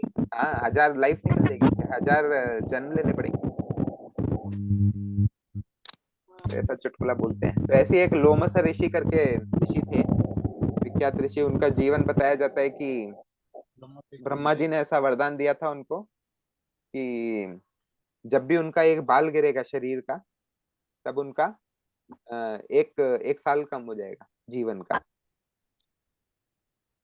तो उसमें बताते हैं कि उनका जो एक बाल कब गिरता था? जब ब्रह्मा जी का एक दिन होता था। तो इतना लंबा जीवन है लोमसा ऋषि का। और बोलते हैं कि जब सारे बाल गिर जाएंगे तब लोमसा ऋषि की का जीवन समाप्त हो जाएगा। तो एक बार क्या हुआ, एक गर्म दिन था, लोमसा ऋषि गंगा जी के तट पे तपस्या कर रहे थे। तो एकदम धूप में, तपती धूप में बैठ के तपस्या कर रहे थे।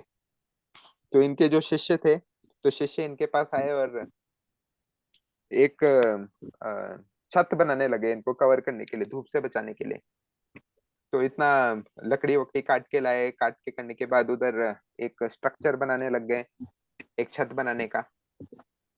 तो उसके बाद फिर लोमशा ऋषि ने जब देखा आवाज आ रही है बहुत, तो उन्होंने आंख खोल के देखा, अरे ये क्या कर रहे हो आप लोग, इतना मेहनत क्यों कर रहे हो, हमारा जीवन इतना छोटा है और आप इतना इस फालतू चीज में व्यर्थ कर रहे हो अपना जीवन। ये स्वयं लोमशा ऋषि बोल रहे हैं। उनका जीवन जो है ब्रह्मा जी के ऑलमोस्ट, ब्रह्मा जी से भी लंबा है, क्योंकि ब्रह्मा जी तो 100 वर्ष जीते हैं और ये तो जितने इनके शरीर में बाल हैं उसके बराबर। हरे कृष्णा प्रभु जी। तो ये ये लोमहर्षि ऋषि कौन सा ये लोगों का है, कौन सा लोग का है? भौतिक जगत के ही है। तो ये जो है ब्रह्मा, मतलब, हाँ तो ये जो ब्रह्मा है से जैसे, ज्यादा कैसा उम्र हो हाँ सकता है? वो मैं बताता हूँ। तो इनको क्या वरदान मिला है ब्रह्मा जी से भी लंबी आयु का। ऐसे बहुत सारे जीव हैं इस भौतिक जगत में जो जिनकी आयु ब्रह्मा जी से भी लंबी है। तो जैसे आपने सुना होगा मार्कंडेय मुनि, आपने सुना होगा जामवंत, जो रामायण में आते हैं और कृष्ण लीला में भी आते हैं। तो इन सब की उम्र भी बहुत लंबी लंबी है, वो भी कल्पों से कल्पों तक जीते हैं। तो ये जो लोमशा ऋषि हैं, ये इनका इनका व्याख्यान इसमें रामायण में आता है, रामायण और महाभारत दोनों में आता है। तो ये कृष्णा और भगवान राम दोनों मिलने जाते हैं लोमशा ऋषि को। तो ऐसा इनका जीवन है। तो इन्होंने बहुत सारे अवतार देखे हैं, हर कल्पों के अवतार देखे हैं, हर अवतार का दर्शन लिया है इन लोगों ने। तो इसीलिए ये बहुत विख्यात है ये सब। तो अब अपनी अस्थाई अवस्था को एक्चुअली समझकर हम लोग क्या स्थायी अवस्था की तरफ बढ़ सकते हैं।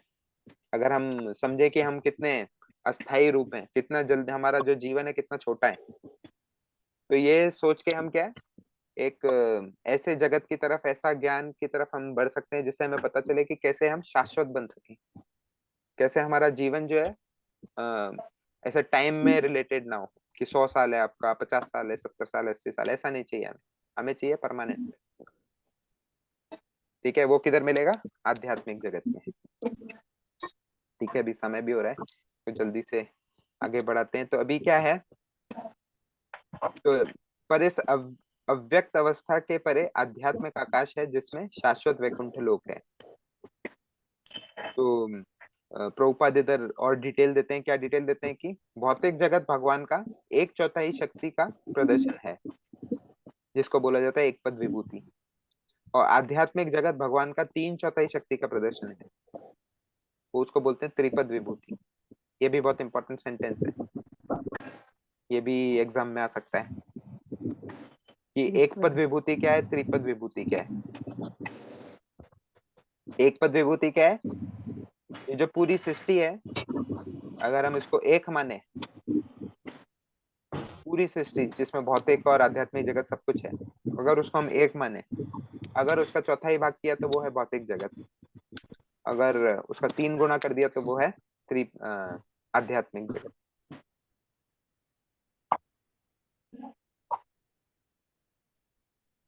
ठीक है, तो हम 1/4 जो है हम इसको एक्चुअली मान के चल रहे हैं, इसको हम कोई कैलकुलेट नहीं कर सकता, एक्चुअल फिगर नहीं कैलकुलेट कर सकता कि इतना बड़ा सृष्टि है हमारा और इतना बड़ा भौतिक जगत है, इतना बड़ा आध्यात्मिक जगत है। ये क्या है?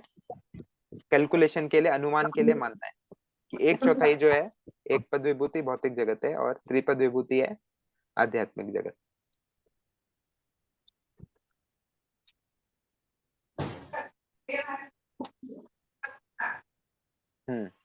तो जैसे मैंने बताया 8.15 से 8.22, तो ये है आखिरी श्लोक का 8.22। तो 8.22 में क्या बोलते हैं, कृष्णा क्या बोलते हैं, आध्यात्मिक जगत को पा कैसे सकता है कोई? तो आध्यात्मिक जगत को पाने के लिए केवल भक्ति ही कर सकता, भक्ति करके ही प्राप्त कर सकता है, उसके अलावा कोई रास्ता नहीं है। तो जो स्वकाम कर्म योग करता है, जो कर्म योग करता है जो, तो वो कहाँ तक पहुंच सकता है? कर्म योग करना मतलब साधारण काम नहीं है। कर्म योग भी एक वर्णाश्रम का एक भाग है, तो जिसमें वो अच्छी तरह अगर कार्य करता है, अपने धर्म का पालन करता है, धर्म अर्थ काम मोक्ष, इस पुरुषार्थ को अच्छी तरह पालन करता है, तो वो कहाँ तक पहुंच सकता है? स्वर्ग लोक, सूर्य लोक, चंद्र लोक तक जा सकता है वो। ये भी क्या है, ऊपर के लोक में आता है, स्वर्ग लोक, सूर्य लोक, चंद्र लोक। और ज्ञान योगी जो है, ज्ञान योगी जो है वो कहाँ तक जा सकता है, महर तप ब्रह्मलोक तक जा सकता है। ये है स्वर्ग लोक से भी ऊपर। ये जो ऊपर के चार लोक हैं, महर लोक, जनलोक, तपलोक, फिर सत्यलोक। ब्रह्मलोक को सत्यलोक भी बोलते हैं। तो वो ज्ञान योगी जा सकता है। तो अभी हम डिटेल में नहीं जाएंगे कि ज्ञान योगी कौन होता है, सकाम कर्म योगी कौन होता है। और भक्ति योगी जो है, जो अ, भक्ति करता है भगवान की, वो कहाँ तक जा सकता है, वैकुंठ लोक तक जा सकता है। और उसके अलावा गौलोक तक भी जा सकता है। तो ये उनकी डेस्टिनेशन है, ये उनके गंतव्य स्थान है, स्वकाम कर्मी योगी, ज्ञान योगी और भक्ति योगी के। तो ये बताया गया है 8.22 में कि भक्ति योग करके जो है कौन आध्यात्मिक लोक तक पहुंच सकता है। पुरुष स परापार्था भक्त्या लभ्यस्तनन्यया। तो उसमें बोला है दूसरे लाइन में, भक्त्या लभ्यस्तनन्यया, भक्ति के अलावा और कोई रास्ता नहीं है, अन्य रास्ता नहीं है। यशांत स्थानी भूतानी ये न सर्वमिदं ततम्। वो मनुष्य जो भक्ति योग फॉलो करता है वो पर मतलब आध्यात्मिक जगत तक पहुंच जाता है। किसी का कुछ प्रश्न है? अभी बस इसके बाद लास्ट स्लाइड है, उसके बाद प्रश्न रहते हैं। हाँ प्रभु जी, एक प्रश्न था प्रभु जी। प्रभु जी आध्यात्म पूछो। हाँ प्रभु जी, आपने बताया कि ये जन्म मृत्यु जरा व्याधि सबको होता है, लेकिन मैंने सुना है जो देवलोग जो रहते हैं, यानी सूर्य देव या बाकी लोग ये ब्रह्मा जी वगैरह, उनको जरा व्याधि नहीं रहती है, लेकिन जन्म मृत्यु रहता है, जो देवता लोग हैं उनको। और बाकी जो हम जीव जो है, हमको जन्म मृत्यु जरा व्याधि रहता है, ऐसा मैंने सुना है प्रभु जी, किधर से भी पढ़ा था, इसलिए पूछ रहा हूँ प्रभु जी। जरा और व्याधि जो है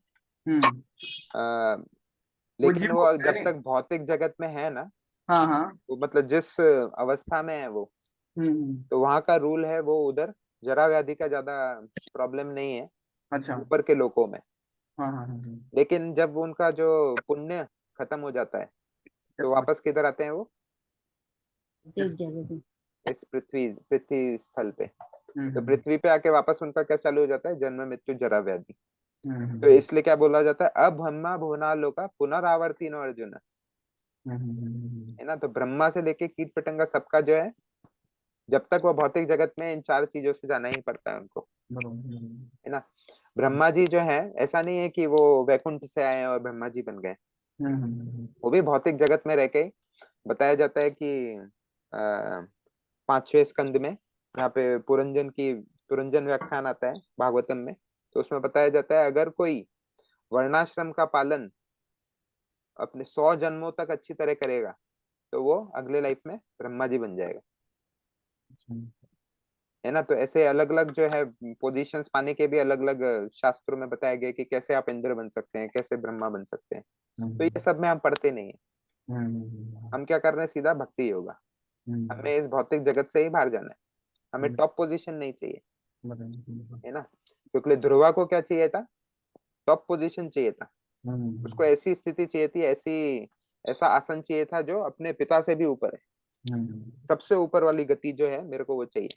लेकिन जब नारद जी ने उनको बताया कि आपको क्या करना है, ओम नमो भगवते वासुदेवाय, ओम नमो नारायणाय, आपको ये मंत्र लेना है, तो नारद जी ने उनको भक्ति योगा का दीक्षा दी। जब भक्ति योगा की दीक्षा दी तो उन्होंने 6 महीने में भगवान को पा लिया। तो जब भगवान को पाया तो वो सब भूल कह रहे, मुझे क्या चाहिए था, मेरे को क्या कांच के टुकड़े के लिए मैं आया था, लेकिन अभी मुझे साक्षात भगवान मिल गए, सब भूल गए। तो साथ में उन्होंने क्या बोला, मुझे आपके भक्तों का संग चाहिए, है कि नहीं। तो इसीलिए जो है हम लोग जो है ब्रह्मा जी बनने के लिए, इंद्र बनने के लिए नहीं कर रहे हैं सब, हम कर रहे हैं भक्ति योगा, टॉप मुझे उससे भी बाहर जाने के लिए। तो हम कैसे भौतिक व्यक्ति और आध्यात्मिक व्यक्ति को कैसे डिफरेंशिएट किया, हाँ उनको जी, ले आओ खाना, तो कैसे उनको भिन्न समझ सकते हैं, है खाना ले आओ। म्यूट करिए ना प्रभु जी, अनम्यूट कब होता है समझ में। हाँ, तो हम भौतिक व्यक्ति और आध्यात्मिक व्यक्ति को कैसे डिफरेंशिएट कर सकते हैं, कैसे समझ सकते हैं कि ये भौतिक व्यक्ति है या आध्यात्मिक व्यक्ति है?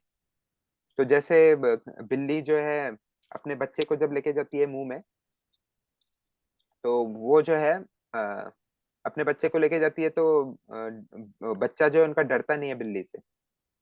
लेकिन जब बिल्ली चूहे को लेके जाती है अपने दांत में, तो चूहा जो है डरा हुआ रहता है। तो ये जो आध्यात्मिक व्यक्ति है इस भौतिक जगत में कैसे जीता है? एक बिल्ली के बच्चे के समान। और जो भौतिक व्यक्ति है वो कैसे जीता है? चूहे के समान। वो डरा हुआ रहता है इस भौतिक जगत में, क्योंकि उसको जन्म मृत्यु जरा व्याधि से डर है, क्योंकि उसका सॉल्यूशन है ही नहीं। किधर भी जाओ आप, साइंस के पास जाओ या निसाइंस के पास जाओ, किसी के पास भी जाओ, सॉल्यूशन है ही नहीं। तो इसलिए वो क्या है, डरा हुआ रहता है, चूहे जैसा रहता है।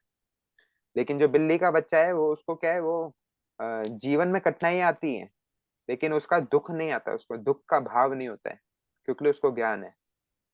तो इसलिए वो बिल्ली के बच्चे के समान जीता है इस भौतिक जगत में। तो आज का 14वां श्लोक यही था। तो ये मैंने पहले ही बता दिया, गोपाल तपनी उपनिषद का, परा प्रकृति और अपर प्रकृति। तो आज हमने क्या क्या देखा? आज के श्लोक में हमने देखा दो प्रकार की संभूति और असंभूति है। तो संभूति क्या है?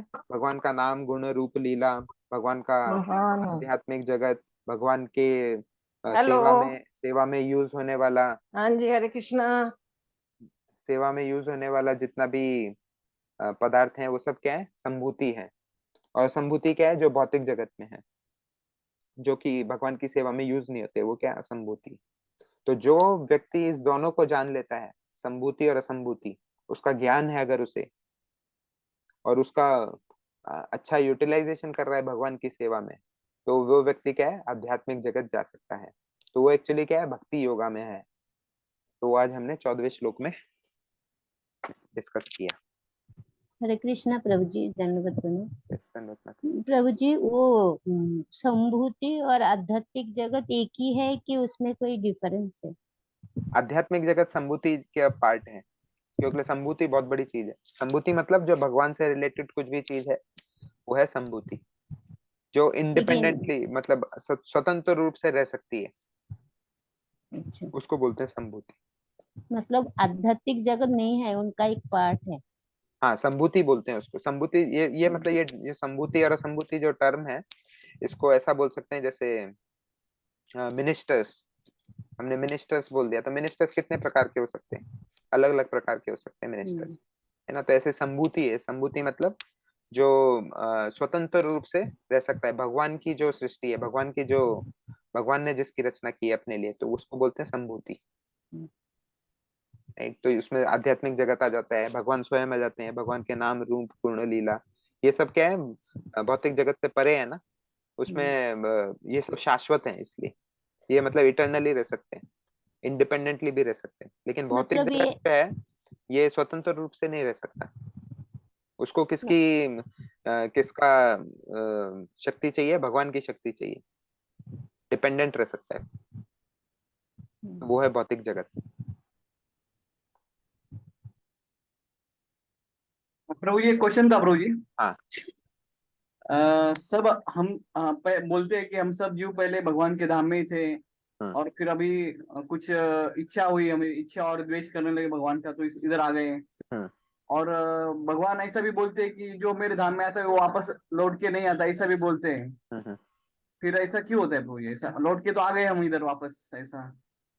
हाँ, तो इसके अलग अलग थ्योरीज है। तो पहली थ्योरी क्या है? हम लोग जो है आध्यात्मिक जगत से आए हैं। और दूसरी थ्योरी क्या है?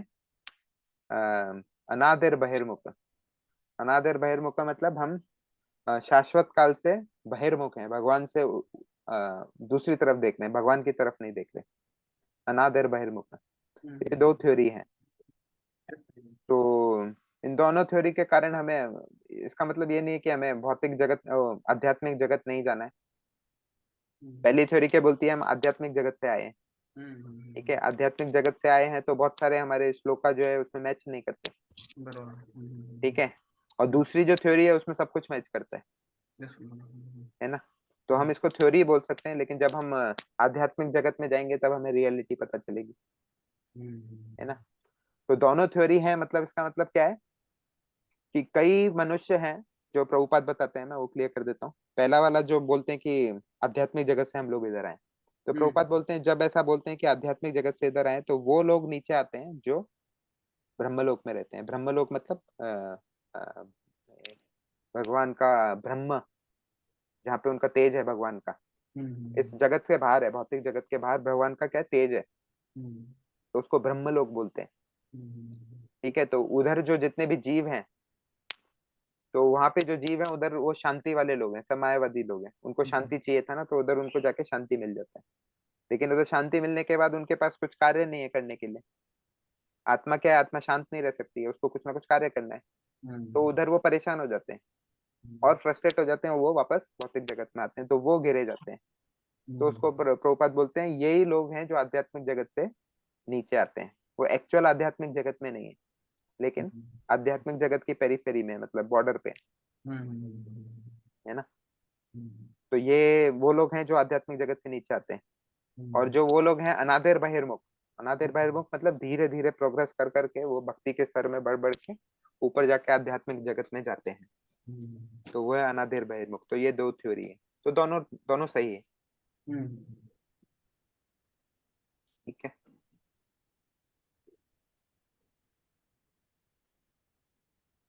ठीक है। अगर किसी का कुछ प्रश्न नहीं है तो आज इधर ही विराम देते हैं। नेक्स्ट क्लास नेक्स्ट थर्सडे को। अभी इसके बाद जितने भी श्लोक हैं एक्चुअली वो सब प्रार्थनाएं हैं, 15 से लेकर 18वें श्लोक तक। अब प्रार्थना करने की, कैसे मुझे आप अपना दर्शन दीजिए भगवान, इस आवरण को हटाइए और मुझे अपना दर्शन दीजिए। तो ऐसा सब नेक्स्ट जो श्लोक आएगा सबसे इम्पोर्टेंट श्लोक है पूरे ईशोपनिषद का। तो वो सब अब नेक्स्ट उसमें देखेंगे वीक में। तो आज इधर ही विराम देते हैं। धन्यवाद आप सबका। धन्यवाद प्रभु जी, बहुत हरे बढ़िया क्लास। कृष्णा, धन्यवाद, प्रणाम प्रभु जी। धन्यवाद प्रभु जी, दंडवत प्रणाम। हरे कृष्णा, दंडवत धन्यवाद प्रणाम। प्रभु जी। शीला प्रभुपाद की जय। ईशोपनिषद की जय। अनंत कोटि वैष्णव वृंद की वैष्णव वृंद की जय। जय। हरे कृष्ण, हरे कृष्णा, दंडवत प्रणाम प्रभु जी, दंडवत प्रणाम। हरे कृष्ण।